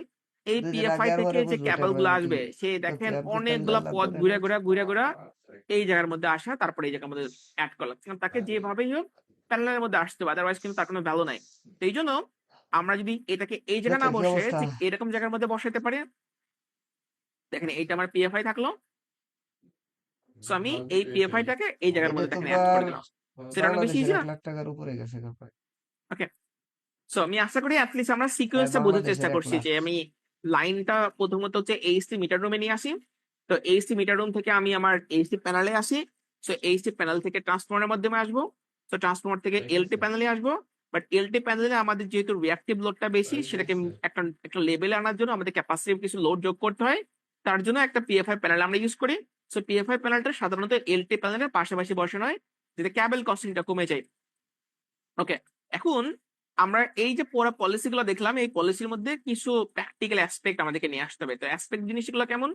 সেটা হচ্ছে এই যে মনে করেন আমরা ডিজাইন করছিলাম একটু আগে এইচটি মিটার বা এইচটি প্যানেল হাবি জাবি জিনিসগুলো, সেটা একটা নির্দিষ্ট রুমের মধ্যে রাখছি।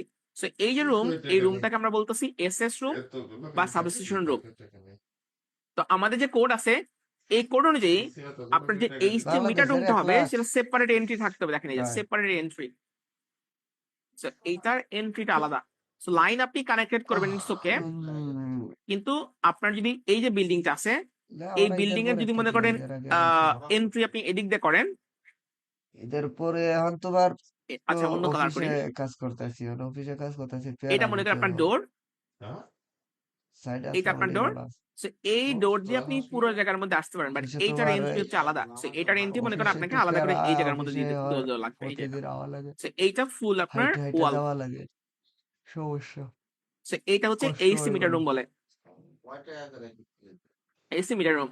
তো ডেস্কোর রুলস অনুযায়ী একটা এসি মিটার রুমের জন্য মিনিমাম ওরা জায়গা কথা বলে 3 মিটার বাই 3 মিটার, তার মানে 10 ফিট বাই 10 ফিটের মতো একটা রুমের কথা বলে। সো এইটার হ্যাঁ কারণটা হচ্ছে কি, যে বেসিক্যালি যে কোনো বিল্ডিং এর বিল্ডিংসটা হয় হচ্ছে এসি মিটার রুমে কি পরিমাণে আপনি এটা আমি তো মানে অফিসে বিদ্যুৎ কাজ খরচ করছেন, করতেছি সে কম্পিউটারে এইখান কাজ থেকে ওরা করতেছি 4টা করে 11 কেবি দেখে। তো এই যেহেতু মনে করেন ওরা আলাদা করে একটা লোক পাঠায় বা যেভাবে হোক এই জিনিসগুলো করে, তার জন্য অলওয়েজ সেপারেট এন্ট্রি আপনি ব্যবস্থা করে দিবেন যদি আপনার এইচটি 3-4 মাস পরে আমি মিটার বাড়িতে রুম আসতে লাগে। পারি, বুঝছো? আর এইটা যারা বাদে হইলো 3 যেগুলো মাসের থাকবে সবগুলো হচ্ছে একটা মে সার্ভিস মাস রুমের গেল মধ্যে গা, রাখলেই চলে। বাট জুন, আপনি যে জায়গার মধ্যে জুলাই, রাখেন না কেন, আপনি অগাস্ট, এখান সেপ্টেম্বর, থেকে অক্টোবর, কেবলটা এই জায়গার মধ্যে 5 নিয়ে মাস আসতে হবে। পরে বাড়িতে আইতে পারি আর কি। সো আমার লাইনটা এই জায়গার মধ্যে আসলো। তো এই জন্য 5 মাস যখন কোনো 5 বিল্ডিং মাস। এর ডিজাইন করতে হয় তখন আমাদেরকে দুইটা কাজ করতে হয়। একটা হচ্ছে পরীক্ষাটা এইচটি হয় মিটার এটা রুমের ডিজাইন দিয়াই করতে যাওয়া হয়, লাগবো না, আর দিয়া একটা যাওয়া হচ্ছে যেত না। সাবস্ট্রেট রুমের ডিজাইন করতে হয়। তো এই আমাদের কখন 3 এইচটি মিটার রুম লাগে? যখন মনে করেন আমাদের শেষ লোডটা হইলো 3 মাস 250 হইলো। কেভি জুন, ক্রস করে ধরো যায়, তখন আমাদের জুন, এইচটি মিটার রুমের প্রয়োজন হয়। জুন, ওকে। আর যেটা জুলাই আমি মাসে আমি আপনাদেরকে পরীক্ষা দেব। একটু জুলাই বলার মাসে চেষ্টা আমার করেছি রুমের যে লোকেরা আমার যে ছুটিতে যাবো গা। আচ্ছা, জুলাই মাসে আমি এইচটি ভর্তি হয়ে মিটার যাবো গা। বাদে অন্য যে প্যানেলটা আছে, ভর্তি যেটার নাম হয়ে হচ্ছে এইচটি 22 প্যানেল, 2,500 সো টাকা বাদ এইটা দিবি। টাইপটা আইদার এলবিএস হতে পারে দেখি কিছু কম অথবা টম করে বিসিবি হতে যদি পারে। দিতে পারি দেখেন, 2022 টাকায়। এখন আমি একটা রিয়েল প্রজেক্ট ওপেন করি, যে জায়গার মধ্যে দেখবেন যে আমরা কিভাবে ছেলেদের পরীক্ষা আর্কিটেকচার যে দিলে প্ল্যানগুলো দেশে থাকে 1 লাখ টাকা লাগে। সেখানে এটাকে বসানোর চেষ্টা করি। সো আমি একটা প্ল্যান ওপেন করে নিই, হ্যাঁ? যেটা মাস্টার প্ল্যান আপনাদেরকে দেখাইছি, বেসিক্যালি সেটারই একটা প্ল্যান হয়তো আমার সামনে এখন থাকার কথা। দেখি এটা আছে নাকি। এটা হচ্ছে নার্সিং ইনস্টিটিউট। মেলা টিয়া। অভিজ্ঞতা বলতে এটা যদি এই যে, হয়ে থাকে তাইলে মনে করো সেফটিতে গেলে গা তোমার বেতন বাড়বো আর কি 2,500 3,500 একটু টাকা। সময় লাগবে, জাস্ট আমি এটা ওপেন করে নিই। সমস্যা নাই, আমি কিনে দিব, সমস্যা কি আপাতত ওইটাতে দোয়া করে তকদিরে যেটা চালা যেতে ব্যবস্থা করে দেয়। সাইডে তোমার মনে করো তাই দেখেন, ইয়া এটা না হচ্ছে একটা বিল্ডিং।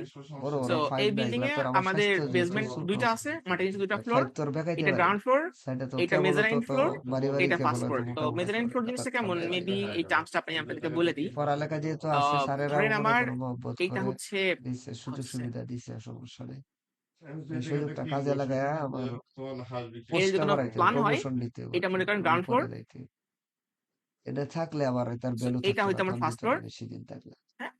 তো সামনে বাড়তে এখান থেকে আমার মনে করেন এই যে প্ল্যানটা ওই ছিল, যে টিহা তো এটা বাইচে সামা মনে থাকা করেন 10 কামাই ফিট। বাপ এটা আমার 10 ফিট। হব তাই বাইচে এইটা থাকা তো আমার টিহা এই কামাও ফার্স্ট তোমরাই ফ্লোরটা তো হচ্ছে তারা 20 দাও না ফিট আছে। আমারে কামাই তো যদি 20 ফিট থাকে, দেখা গেল কি আমার পুরো 20 ফিটটা প্রয়োজন নাই, হয়তো আমার এই পর্যন্ত জায়গাটা 20 ফিটে হলেই হবে। তো এই যে মনে করেন আমার 20 ফিট দাদা থাকলো ভাই কবে এতটুকু, আইবো আর এই জায়গাটা মনে করেন 10 ফিট হলেই চলে। সো এটা আমার 10 ফিট হলেই চলে, এতটুকু আমার 10 ফিট হলেই চলতেছে। মেবি আমি এটাকে এভাবে রাখি। রে এই যে, সো এইটা আমার 10 ফিটের ফ্লোর, এটা মনে করেন আমার 10 ফিট ঠিক আছে, বাট এইটা আমার সামা কোন একটা কারণে 20 ফিট লাগতেছে। তাহলে আমার এই যে ফাঁকা জায়গাটা, সো এই ফাঁকা জায়গাটা আমি কোন একটা কাজে ব্যবহার করতে আচ্ছা পারি। তো তাহলে বেসিক্যালি আমি এই 2,000 টাইপের টাকা আমার জায়গাগুলোকে বলা এখান হয় থেকে আমি মেজারাইন এনে দিয়ে জায়গা। দিব আরে সো তোমরা দুইটা চলে ফ্লোরের যাবো মাঝখানে যে জায়গাটা, এটাকে বলা হয় মেজারাইন ফ্লোর। ঠিক আছে তো কমার্শিয়াল বিল্ডিং এ মেজারাইন ফ্লোরটা বেশ আমি ইফেক্টিভ একটা 2,000 ব্যাপার, টাকা এটা পাঠাই অনেকে দেবেন ব্যবহার করে থাকে।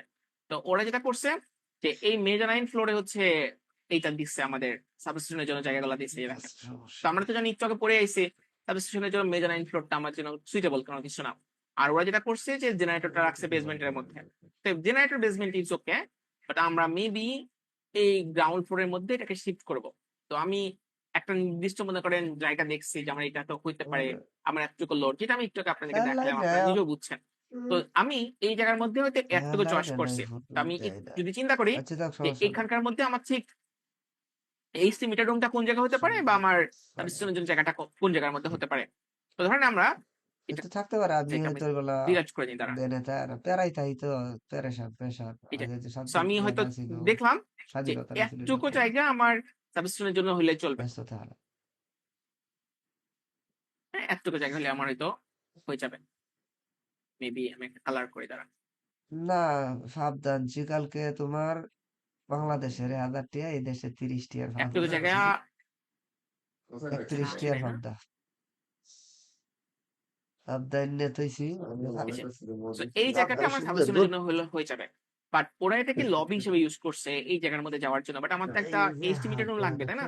সো এইচটি মিটার রুমের জন্য আমার 3 মিটার বা 3 মিটারের মধ্যে একটা জায়গা প্রয়োজন। সো আমি করলাম কি, এখান থেকে 3 মিটার একটা জায়গা নিলাম, 3 মিটার, আর এইদিকে আমার 3 মিটার। তার মানে বেসিক্যালি আমার এরকম একটা জায়গা আমার প্রয়োজন হবে এখন। এই সো আমি এই টয়লেটটা মেবি এই জায়গা রাখতে পারবো না। সো ওকে আর্কিটেক্টকে বলে দিতে হবে যে আমার এখানে একটা মিটার রুম লাগবে। সো আমার আর ও যেন এটাকে অন্য কোথাও শিফট করে দেয়। সো আমি হয়তো এটাকে মনে করেন এরকম একটা পজিশনে আনলাম, এটা মানে আমি কাছাকাছি নিয়ে আসলাম আমার এই জিনিসটা।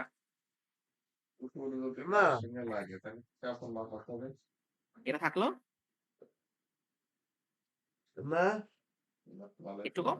তাহলে মা এই যে আমার এখানে আমি যখন ফাইনাল করতাম ওকে হয়তো এটাকে এভাবে বলবো যে আমার এরকম একটা জায়গা সাবস্টেনের জন্য লাগবে। এই দেখেন এই এই সোজা করে ঠিক আছে রাখি এভাবে নো এভাবে মা এই যে রাখি তাহলে। So আমার একটুকু জায়গা হলে যাও হয়ে আল্লাহর যাইতেছে। নাম নিয়ে বিসমিল্লাহ So করে আমি পড়তে পারিও যখন ঠিক আছে এটা পেয়ে যেতাম আল্লাহর নাম নিয়ে তখন আমি দরুদ এইখানে শরীফ একটা ওয়াল পড়ে তুলে নিলে দিতাম। হবে সো ওয়াল তুলে দেওয়ার পরে আমার এই জায়গাতে আউযুবিল্লাহ জাস্ট হচ্ছে সমস্যা নেই আলাদা একটা ডোর থাকতো এই জায়গার মধ্যে আসার জন্য। আর যখন আমি মেন বিল্ডিং এ ঢুকতাম সো আমি এটা ব্যবহার করতে পারতাম। এই দেখেন এই ডোরটা ব্যবহার করতে তাহলে পারতাম। আপনি তা আর করো ওটা যখন দোয়া বিল হিসাব করে করবে আল্লাহর তখন কাছে এই দিক দোয়া দিয়ে আসতে করে পারবে। আল্লাহ এখন যাতে যদি দেখা ব্যবস্থা যায় করে দেয় যে মনে করেন যে এই জায়গাটা আর্কিটেক্ট কোনোভাবে ইউজই করতে পারতেছে না, তাহলে আমরা কি করতাম এটা বড় করে নিতাম, আমাদের সুবিধা হইতো। সো মনে করেন আমি এটা হ্যাঁ বড় করে নিলাম এই পর্যন্ত। হ্যাঁ আল্লাহ মানুষ সো আমি এটাকে টেনে হয় এই জায়গার মধ্যে চলে আসতাম। ক্লিয়ার ব্যাপারটা? তার মানে হচ্ছে যখন আমাদের সামনে প্ল্যান গুলো আসে তখন প্ল্যান গুলো অ্যানালিসিস করে দেখতে হয় কোনটা আমাদের জন্য একটা সুইটেবল হবে ভালো এবং মানুষ আল্লাহ সেই তুমি অনুযায়ী কিছু আমাদেরকে করতে আগে থেকে এই মানে প্ল্যানটা মতে ঠিক মতে করে ফেলতে হয়। তাড়াতাড়ি হইবা তো আমি কাজটা সাইডে যখন এই সুইডে প্ল্যানিং গুলা করে ফেলবো তখন আমার টার্গেট থাকবে হচ্ছে সাবস্টেশনের জন্য প্রয়োজনীয় যে ক্যালকুলেশন গুলো আছে সেই ক্যালকুলেশন গুলো একটু বের করে নেওয়ার। তো আমরা সবার আগে যেটা করার চেষ্টা করব যে এই সাবস্টেশনের জন্য যে কেবলটা আসবে, মেন যে কেবল এইচটি কেবল বা মোটা যে লাল রঙের কেবলটা, সেটা আমার কতটুকু মোটা বা কতটুকু চিকন হবে এইটা বের হ্যাঁ করার। তো এইটা বের করার জন্য আমাদের কিছু জিনিস জানতে হবে। আমরা একটু এটার মধ্যে আসি। দেখেন আমার এই যে কেবলটা ওরা একটা নির্দিষ্ট সাইজ এখানে দেখতে না পারতেছি যতটুকু মোটা হোক বা না হোক। তো হ্যাঁ আমাকে ক্যালকুলেশন করে দেখতে হবে যে এইটা আসলে কতটুকু মোটা কেবল লাগে, যে আমরা এলটি সাইডে অলরেডি করেছি, রাইট?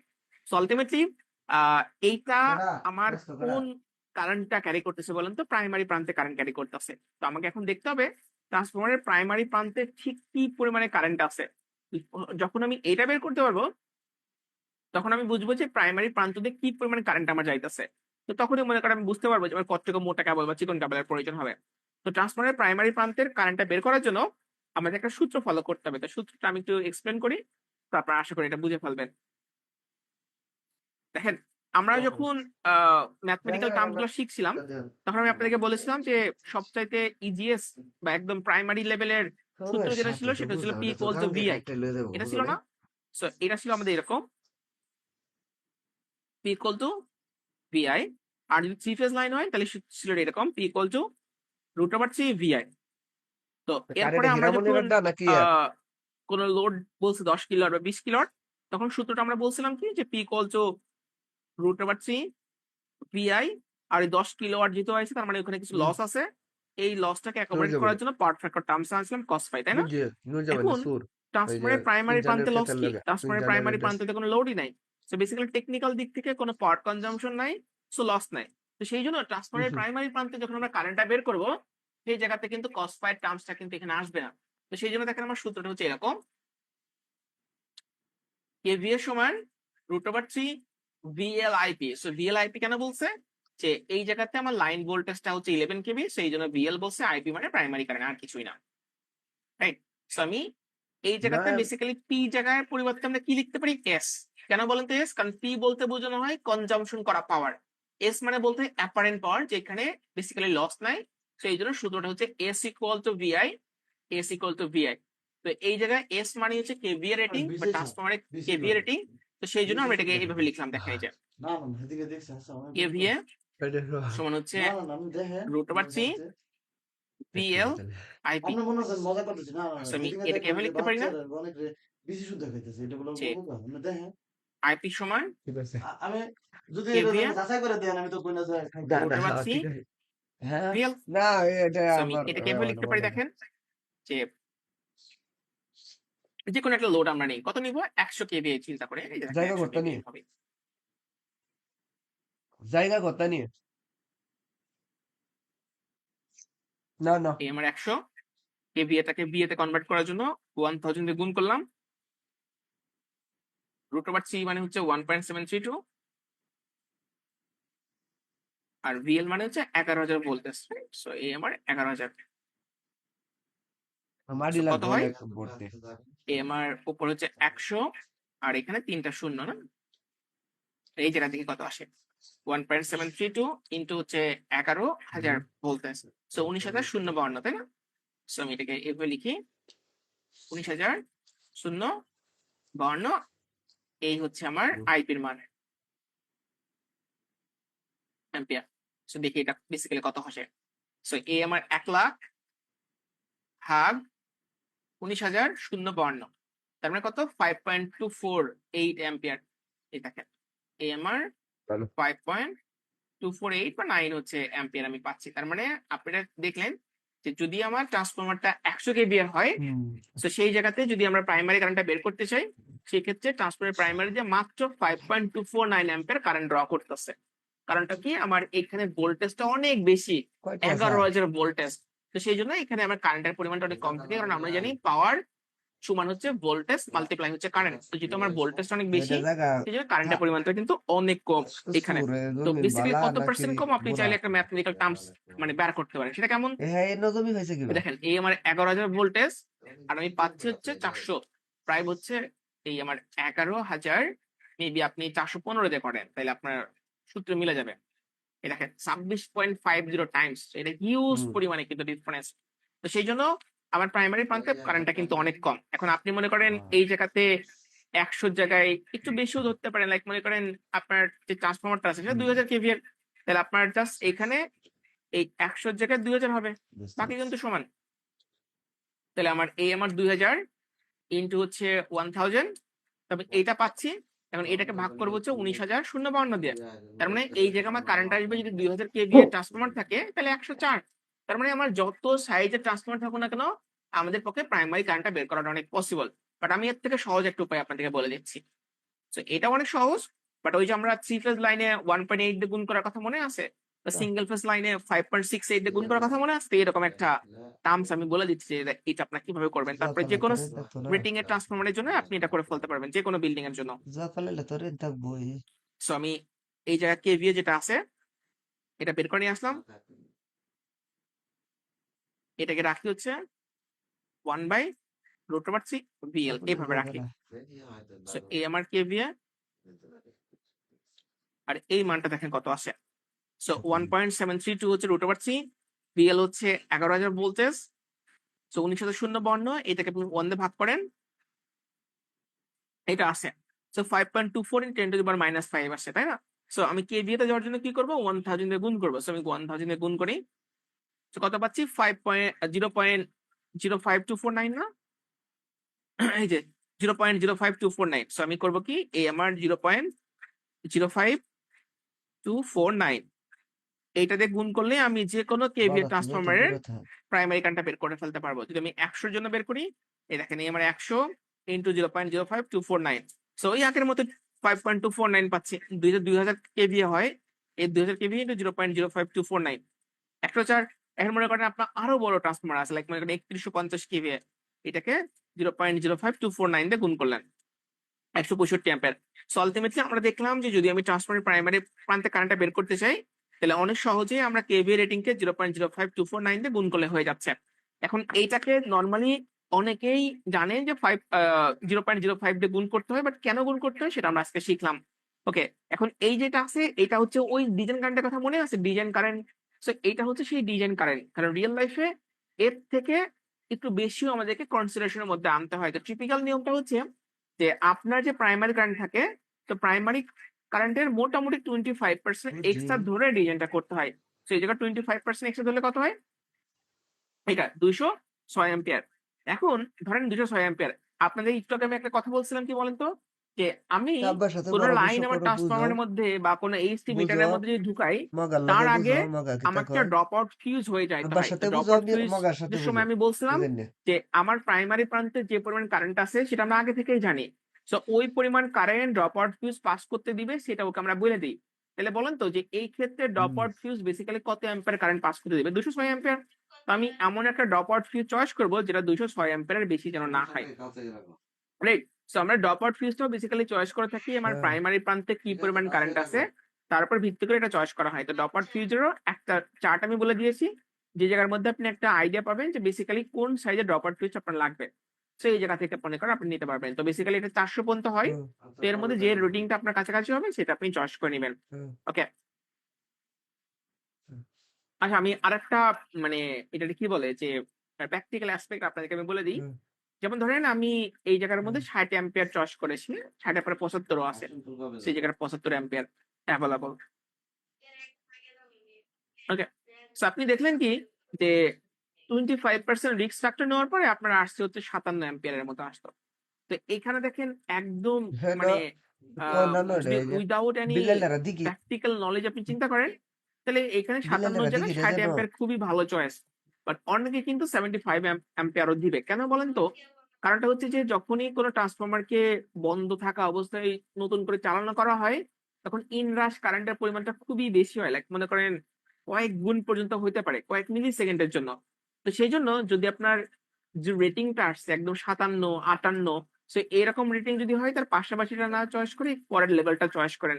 যাতে করে ওই ইনরাশ কারেন্টের সময়ের জন্য ট্রান্সফরমারের ডকওয়ার্ড এই ফিউজ যেন কুরো গলে নাকি না তা যায়। তো সেইজন্য যদি আপনার এমন হয় যে মনে করেন 57, 58 হয়ে গেছে, কুরো সেক্ষেত্রে ইউ মে কুরো গো ফর 75। ঠিক আছে? ওকে। আমি সো কই এরপরে আমরা আরেকটা জিনিসের দিকে মাদারুল্লাহ তাকাই। এনে তো মেবি এনে তো এই জায়গার তোমার মধ্যে ইয়ে আমরা আছে পাবো। এই যে কান্দাহারাতে ডাক্তার আছে না নাম কি তার নুরুজ্জামানের জায়গা আছে না এখানে। সো আমরা প্রাইমারি বকুলের কারেন্টটা সারা থাকে না শিখে ফেলছি। এখন আমরা দেখব ট্রান্সফরমার সেকেন্ডারি কারেন্টটা আমরা কিভাবে বের করতে পারি। এটার যদিও পাশে আমার যে জায়গাটা এইচসি হ্যাঁ এটার পাশে যে যে জায়গাটা কেবলটা আটগাড়া আছে ওই সেটা বের জায়গাটা করার জন্য বকুলের সারা সেকেন্ডারি কারেন্টের আটগাড়া দরকার নাই। গেলে এটা হলো বাট স্টিল মাদারুল্লাহ আমরা আগে থেকে জেনে রাখি এটা আমাদের কাজে দিবে। এটি সূত্র কিন্তু একই রকমই থাকবে। যে আমার P equals to এরপর একটা বড় √3 ক্ষেত আছে BI cos এটা phi। আবার এখন আপনারা জিজ্ঞাসা নুরুজ্জামানের করেন যে মনে ভাইয়া হয় 400 ভোল্টের সাথে তো আসলে বেসিক্যালি তাল লোড তাল কানেক্টেড গাছটা আছে। তাহলে দেখলাম আপনি এখানে cos phi কেন লিখতেছেন না? এটা খুবই ভালো একটা প্রশ্ন। বাট এটা একটু ভালো করে আমরা তাল খেয়াল করি গাছটি তাহলে আছে আমরা না বুঝতে পারবো। তাল দেখেন, গাছটি দেখে এইটা যদি আমার কোনো ট্রান্সফরমার হয়, এই একটা, এই আমার 2টা, এই আমার 3টা। সো আমার এই 3টা বুশিং লাইনে আসতো। এখান থেকে 4টা বুশিং বেরোবে। এই 2, 3, 4। 1, 2, 3, 4। সো একটুকু আমরা বের করছি যে এই প্রান্তে কারেন্ট হচ্ছে 5.249 যদি আমার 100 কেভি ট্রান্সফরমার হয়। এই যে দেখেন। সো আমি লিখলাম 100 কেভি। এখন এই প্রান্তে আমরা কত 400 ভোল্টের লাইনটা অলরেডি বের করে ফেলছি। এখন এটা কই যাবে বলেন তো? এইটা আমার এলটি প্যানেলে আসবে, তাই না? এই আমার এলটি প্যানেলে আসবে। এই, এই, এই, হ্যাঁ নুরুজ্জামান এই। ডাক্তার দেখতে এখন তো পাইতেছি এই এটা প্যানেলের সাথে কি Nuruzzaman light fan doctor connected আছে না? সো এইখান থেকে কি করছেন? এইখান থেকে একটা লাইন বের করে এই ডাক্টের মধ্যে গেছেন। সো এই প্যানেলে দেখেন কোন লোড কানেক্টেড নাই। কোন লোড কানেক্টেড আছে? একটা লোডও কিন্তু কানেক্টেড নাই। সেই জন্য এই প্যানেল পর্যন্ত আসতে হইলে তার কোথাও কিন্তু কর্তা কনজাম্পশন করা লাগতেছে না। তো সেই জন্য যখন এলটি প্যানেলের আমরা ডিজাইন করি, তখন এই সেকেন্ডারি কারেন্ট যখন আমাদেরকে বের করতে হয়, তখন সূত্র কিন্তু এইটাই যে আমার ওই P equal to BI cos phi না? তো সূত্র হচ্ছে S equal to √3 BI। So এই জায়গার মধ্যে আমরা VL কেন বলি? কারণ এটা লাইন ভোল্টেজ। আর এই জায়গা IS কেন বলা হয়েছে? কারণ সেকেন্ডারি প্রান্তে কারেন্ট, তাই হচ্ছে আমরা বলেছি হচ্ছে IS। তো আমি সূত্রটা এমনি করে লিখি যে এই আমার KVA রেটিং,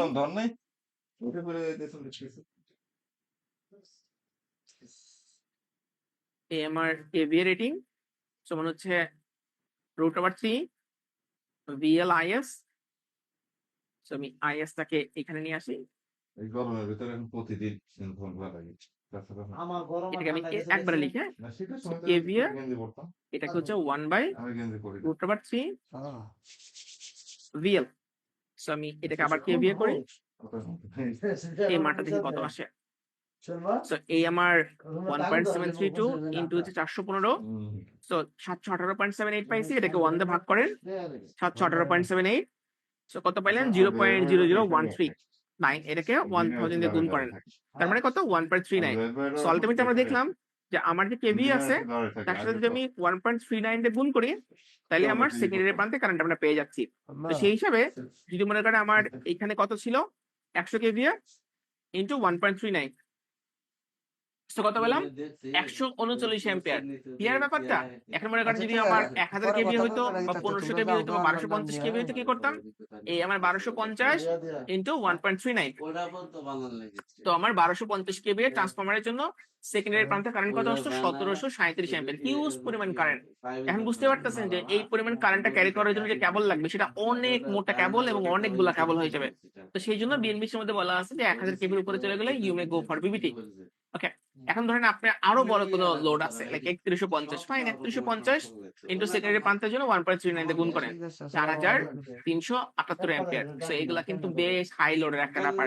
সো আমরা দেখলাম যে যদি আমার সেকেন্ডারি প্রান্ত হয়, সেক্ষেত্রে আমরা 1.39 দিয়ে মাল্টিপ্লাই করলে সেকেন্ডারি প্রান্তে কারেন্ট আমরা বের করে ফেলতে পারবো। এখন এটা হচ্ছে ওই ডিজেল কারেন্ট। সো এই জায়গাতে রিস্ক ফ্যাক্টর রাখতে হয় 1.25 টাইমস। তাহলে একবারে কত করবেন, যেটা 1.39 ইন্টু 1.25, তাহলে কত আসে 1.73। তো এই জন্য অনেকে 1.2 নিয়ে থাকে। সো 1.2 নিতে করেন, তাহলে এই দেখেন 1.39 ইন্টু হচ্ছে 1.2 বা 20%, তাহলে কত 1.66। এই জন্য অনেকে বলে কি যে যদি আপনার কোনো ট্রান্সফরমারের এলটি প্যানেলে সার্কিট ব্রেকার বের করতে চান, তাহলে ট্রান্সফরমারের ক্যাপাসিটির সাথে আপনি 1.6 দিয়ে গুণ করেন, তাহলে বের হয়ে যাবে। তো 1.6 এর কাহিনীটা বুঝতে পারছেন?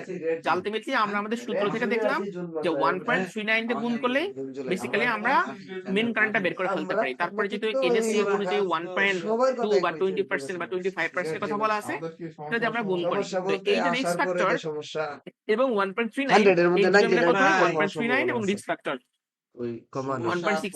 এখানে এই 1.66 না ধরে ওরা করে কি 1.6 টাইমস গুণ করে। তার মানে মনে করেন কোন ট্রান্সফরমার যদি লাইক 500 কেভিআর হয়, এটাকে 1.6 দিয়ে গুণ করে আপনি 800 অ্যাম্পিয়ার সার্কিট ব্রেকার ইউজ করতে পারবেন। এখন 1.6 কিন্তু হাওয়া থেকে আসে নাই, এটা কিন্তু বেসিক্যালি আমরা ম্যাথমেটিক্যাল টার্মস বের করে তারপরে দেখছি আসলে কত আসে। তো একদম প্রিসাইজলি যদি ধরেন, সেক্ষেত্রে 1.6 ধরে আপনাকে ডিজাইন করতে হবে। ওকে, সো আমি অন্তত এতটুকু বুঝতে পারছি যে ট্রান্সফরমারের প্রাইমারি কারেন্ট এবং সেকেন্ডারি কারেন্ট আমরা কিভাবে বের করে ফেলতে পারি। এখন এই জায়গাতে আরেকটা ব্যাপারের কথা আমরা জেনে আসবো, সেটা হচ্ছে এইটা। So, এটা আসলে কি, এটা যেটা বলার চেষ্টা করছে যে যদি আমি মেইন কেবল বের করতে চাই, তাহলে আমার কি কি ক্যালকুলেশন জানতে হবে। অলরেডি আমরা জেনে গেছি, প্রাইমারি কারেন্ট আমরা বের করতে পারছি, ফাইন। ট্রান্সফরমারের পার্সেন্টেজ অফ ইম্পিডেন্স কত পার্সেন্ট থাকতে হবে, যদিও আমাদের পিডব্লিউডি শিডিউলের মধ্যে বলা আছে যে সর্বোচ্চ 4.4%, বাট বাস্তবিক ক্ষেত্রে আমরা অনেক ট্রান্সফরমারের ক্ষেত্রে দেখি এটা 5 থেকে 6% হতে পারে। তো আমরা ডিজাইন করার সময় 6% ধরে ডিজাইন করবো। এরপরে হচ্ছে শর্ট সার্কিট কারেন্ট বের করতে হবে প্রাইমারি প্রান্তের। এরপরে দেখতে হবে ট্রান্সফরমারের ফল্ট ক্লিয়ার করার জন্য প্রয়োজনীয় কতটুকু টাইম দেওয়া যায়। এরপরে যেটা থাকে সেটাকে বলা হয় কে ফ্যাক্টর। কে ফ্যাক্টর বলতে বোঝানো হচ্ছে যে কেবলটা যে টাইপের ম্যাটেরিয়াল দিয়ে আমরা বানাইছি, সেই ম্যাটেরিয়ালের কনস্ট্যান্ট ফ্যাক্টরটা কত, সেটা অলওয়েজ হচ্ছে জানা থাকবে আমাদের জন্য। যেমন দেখেন এই জায়গা বলছে কে এর মানটা হচ্ছে 0.143, এটা কনস্ট্যান্ট। আর অ্যালুমিনিয়াম যদি হয় 0.094। এখন এটা আমরা কই পাইছি, এটা আমরা যেটা পাইছি ইলেকট্রিক্যাল লাইসেন্সিং বোর্ডের ম্যানুয়াল, যেটা দেখে বেসিক্যালি এইটা আমাদেরকে বানাই নেওয়া লাগছে। তো আলটিমেটলি আমরা উপরে যে ইনফোগুলো দেখে আসলাম, এই ইনফোগুলোর সমন্বয়ে একটা ম্যাথমেটিক্যাল টার্মস আছে। সো এটা হচ্ছে এইচসি কেবল সিলেকশনের টার্ম, সেটা হচ্ছে S is equal ISH multiply root over 3, তারপর ভাগ করতে কে দিয়ে। তো এস মানে হচ্ছে এই কেবলটা কতটুকু মোটা সেটা বের করে দেওয়া, আইএসএইচ মানে হচ্ছে প্রাইমারি প্রান্তের শর্ট সার্কিট কারেন্ট, টি মানে হচ্ছে ট্রান্সফরমারের ফল্ট ক্লিয়ার করার জন্য প্রয়োজনীয় টাইম, আর কে মানে হচ্ছে কপার কনস্ট্যান্ট, বা এখানে যে অ্যালুমিনিয়াম ব্যবহার করে অ্যালুমিনিয়াম কনস্ট্যান্ট। এখন এই সূত্রটা আমরা কই থেকে পাইছি আমি একটু দেখাই দিই। ওরা আমাদের সঙ্গে ক্রিমিনালি করবে, আমরা ছেড়ে দিব? এখানে থাকবো, এটা একটু ভালো দেখে রাখতে রাখবেন, পারলে এটা থাকবো, তাছাড়া তো থাকবো না। হয়তো কাজে লাগতে পারে। বউ বাচ্চা পুরো দেশ ছেড়ে এখানে আসছে কি ওই ওদের ফ্রি ফ্রি সার্ভিস দেওয়ার জন্য? এমনি তখন যতদিন যাচ্ছে এই আরো যে এটা দেখেন, জুলুম করতেছে। শুক্রবারের দিন কখনো জুলুম করে কাজ করে না। এটা যা ক্লাসে ভালো পরে লাগে পেয়ে করবে, যাবেন। না ভালো লাগে না করবে। এই একটা কোম্পানি যে শুক্রবারেরটাও জোর করে দিচ্ছে। এটা নিচে দেখে আসি আরো। ওহো, ভালো কথা মনে করছেন ভাই।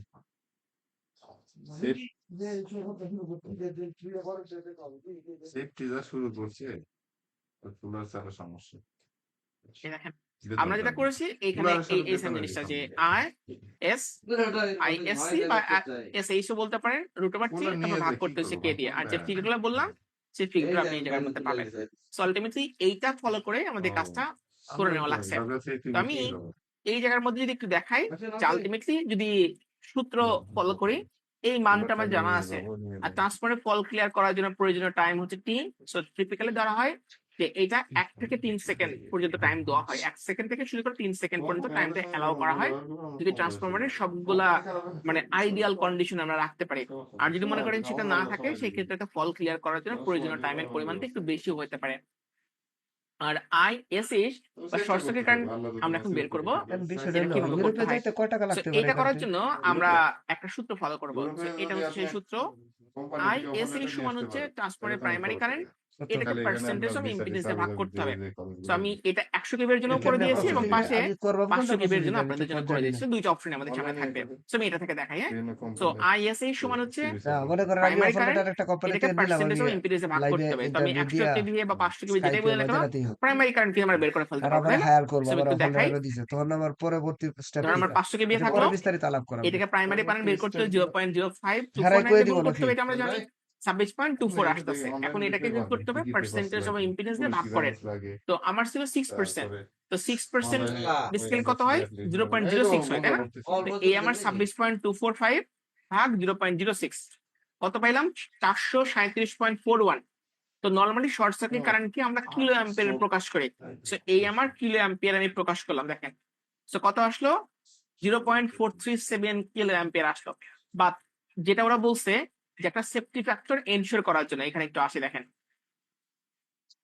প্রাপ্ত সূত্র থেকে প্রাপ্ত মানকে সেফটি ফ্যাক্টর 10 গুণ করিয়া শর্ট সার্কিট কারেন্ট নির্ণয় করিতে হইবে। তার মানে আমরা এই জায়গাতে যে মানটা পাইছি তার সাথে আমি 10 টাইম পর্যন্ত এক্সট্রা ধরে অ্যাকচুয়াল শর্ট সার্কিট কারেন্ট আমরা বের করবো। এই দেখেন 10 গুণ করলাম, তার মানে কত পাইছি? এখানে আইএসএইচ এর পরিমাণ হচ্ছে 4.37 কিলো অ্যাম্পিয়ার, 4.37 কিলো অ্যাম্পিয়ার। তো আমি এই সূত্র অনুযায়ী এখন এটা বসানোর চেষ্টা করবো। এই যে 4.37 কিসের মান? আইএসএইচ এর মান। রুট ওভার টি এর মান কত? 1 থেকে 3 সেকেন্ড। আমি 3 ধরে এখানে কাজ করবো। কে এর মানটা কত? এই যে এখানে বলে দেওয়া আছে 0.143। আপনি কই পাবেন এটা? এখান থেকে দেখে নেই, যে 0.143। তো আমি এখন দেখি এটা কত আসে। সো আমার এই 4.37 আসলো, রুট ওভার 3 মানে কত? 1.732। এটা আমরা জানি।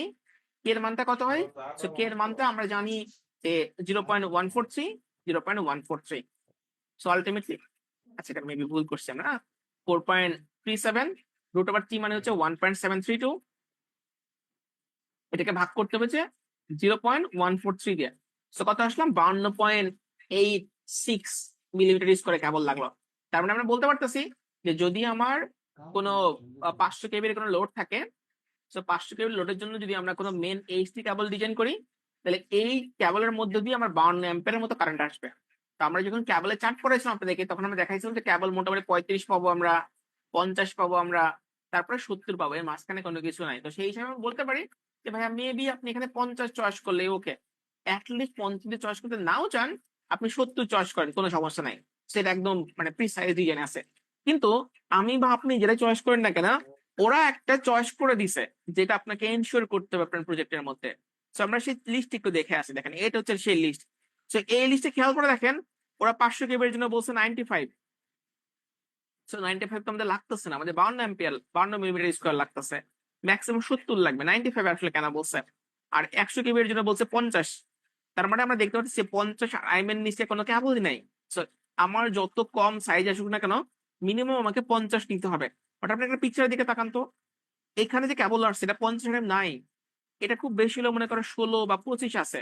বা আপনি যদি বাসা বাড়ির সামনে যে ট্রান্সফরমার গুলো থাকে, সো এগুলোকে বলা হয় এইচ পোল। সো এইচ পোলে যে ট্রান্সফরমার গুলো থাকে, এখানে 100, 150, 200 কেভিএ পর্যন্ত হয়। এখানে দেখবেন যে মোটামুটি 16-25 আরএম কেবল দিয়ে করা।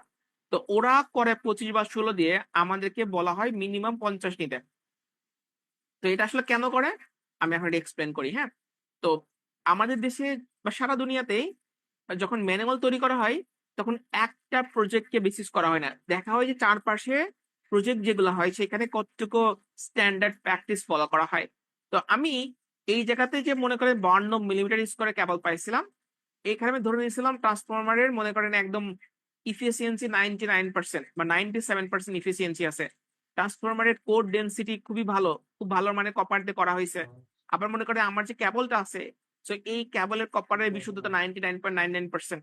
সো এতগুলো অ্যাজাম্পশন ধরে আমি 52 মিলিমিটার স্কোয়ার করেছি।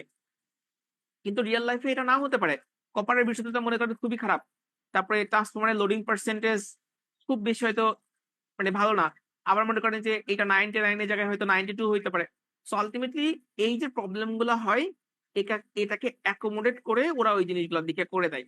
সো আলটিমেটলি আমরা যখন কোনো ডিজাইন করি, তখন ওদের ফর্মটাকে মিলানোর জন্য আমরা কিছু ম্যানিপুলেশন এখন করবো। সো ম্যানিপুলেশন জিনিসটা কেমন?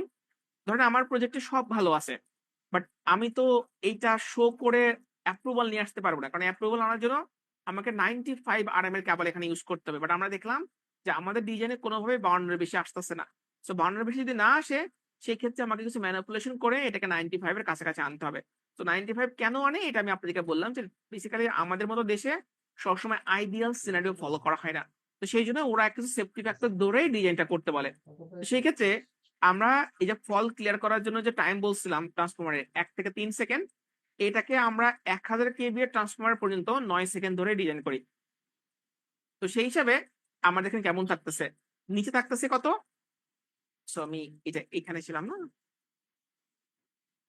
এই জায়গার মধ্যে এটা আমরা খেয়াল করি। সো এই জায়গার মধ্যে ISH এর মান 4.37, এখানে কোনো চেঞ্জ নাই। 3 মানটা কত? √3 আমরা চিন্তা করেছিলাম, বাট এখানে √9 চিন্তা করতে হবে, যাতে আমরা ওই 95 যেন মিলাই দিতে পারি। সো এই দেখেন √9 মানে কত? 3 এখন এটা ভাগ করেন 0.143 দিয়ে। সো কত আসলো? 91। তো 91 এর তো আর কেবল নেই, তো 95 আরএম এর আমরা কেবল নিতে পারবো। সো এইটা আপনি ম্যাথমেটিক্যাল আগে জানবেন, তারপরে দেখবেন যে ওরা কি বলছে, তারপরে সেই অনুযায়ী আপনি এটা মিলাই দিলেন। তো এই জন্য আমরা যখন ডিজাইন গুলো করি তখন হচ্ছে ওই সূত্রের সাথে মিল রাখার জন্য এই 95 আমরা ইউজ করে দিই। বাট আমরা যদি মনে করেন যে এমন একটা কন্ডিশন দেখতাম যে এটাকে কিভাবে এক্সপ্লেন করে, দাঁড়ান, ধরেন আপনার একটা প্রজেক্ট, সেই জায়গাতে আপনি 9 চিন্তা করলেন, আপনার দরকার নাই, বাট স্টিল চিন্তা করলেন। কিন্তু যদি এমন হইতো যে অনেকগুলা বিল্ডিং আছে, আপনার মনে করেন এটা তুই একটা বিল্ডিং এর হোয়াটসঅ্যাপে লেআউট, ঢুকে দেখ, এখানে একটা বিল্ডিং, এখানে একটা ল্যাপটপের বিল্ডিং, ছবি এখানে একটা বানিস। বিল্ডিং, এখানে একটা বিল্ডিং, এখানে একটা বিল্ডিং। সো আপনি মনে করেন এই জায়গাতে একটা সাবস্টেশন নিছেন, এখানে পাওয়ার সাপ্লাই কোম্পানি মনে করেন এইখানে আপনাকে লাইন দিয়ে গেল, 11 কেবি লাইন দিয়ে গেল। হ্যাঁ, এই যে 11 কেবি লাইন দিয়ে গেল। সো আপনি করলেন কি, এখানে একটা বাসবার ইউজ করলেন। সো বাসবার থেকে আমরা কি অনেকগুলো লাইন বের করতে পারি, এটা তো আমরা শিখেছি, তাই না? সো এই বাসবারে আমি 11 কেবি পাইলাম। দেখেন এই 11 কেবি আমি এই জায়গার মধ্যে গেলাম। সো এই 11 কেবি আমি এইদিকে গেলাম, 11 কেবি আমি এই জায়গার মধ্যে গেলাম। সো এইটা মনে করেন 500 কেবি ট্রান্সফরমার। তো এই জায়গাতে আপনার 95 ইউজ করার দরকার নাই। কারণ কি আপনি জানেন যে এখানে কপার খুব ভালো, তারপর ট্রান্সফরমার খুব ভালো। সো এই জায়গাতে আপনি 70 আর আমি কেবল দিয়ে কিন্তু ডিজাইন করতে পারবেন। তো তখন কিন্তু পাওয়ার সাপ্লাই কোম্পানি আপনাকে এইখানে এসে ঝামেলা করবে না, ওদের কাজ হচ্ছে এই পর্যন্ত ঝামেলা করে তারপরে চলে যাওয়া। তো যখন আমরা মাল্টিপুল বিল্ডিং এ এই কাজগুলো করি, তখন আমরা আমাদের সূত্র অনুযায়ী কাজটা করতে পারবো। বাট যখন আমার ইন্ডিভিজুয়াল বিল্ডিং এ লাইন আসবে, তখন ওদের ফরম্যাটটা ফলো করে কিন্তু আমাকে এই কাজটা করে নিতে হবে। তো আমি চার্টগুলো দিয়ে দিবো যাতে আপনাদেরকে ওই পরবর্তীতে এই কাজগুলো করতে অনেক সুবিধা হয়, ঠিক আছে? ওকে, তো আজকের ক্লাসে আমরা এইচটি কেবল পর্যন্তই জানবো। পরবর্তী ক্লাসগুলোতে আমরা হচ্ছে এইখান থেকে উপরের দিকে যাবো এবং আমার ড্রয়িং গুলো স্টেপ বাই স্টেপ জানার চেষ্টা করবো, ঠিক আছে? তো আজকের মতো আমি এই পর্যন্ত রাখি। সবাইকে শুভরাত্রি, সব ভালো থাকবেন।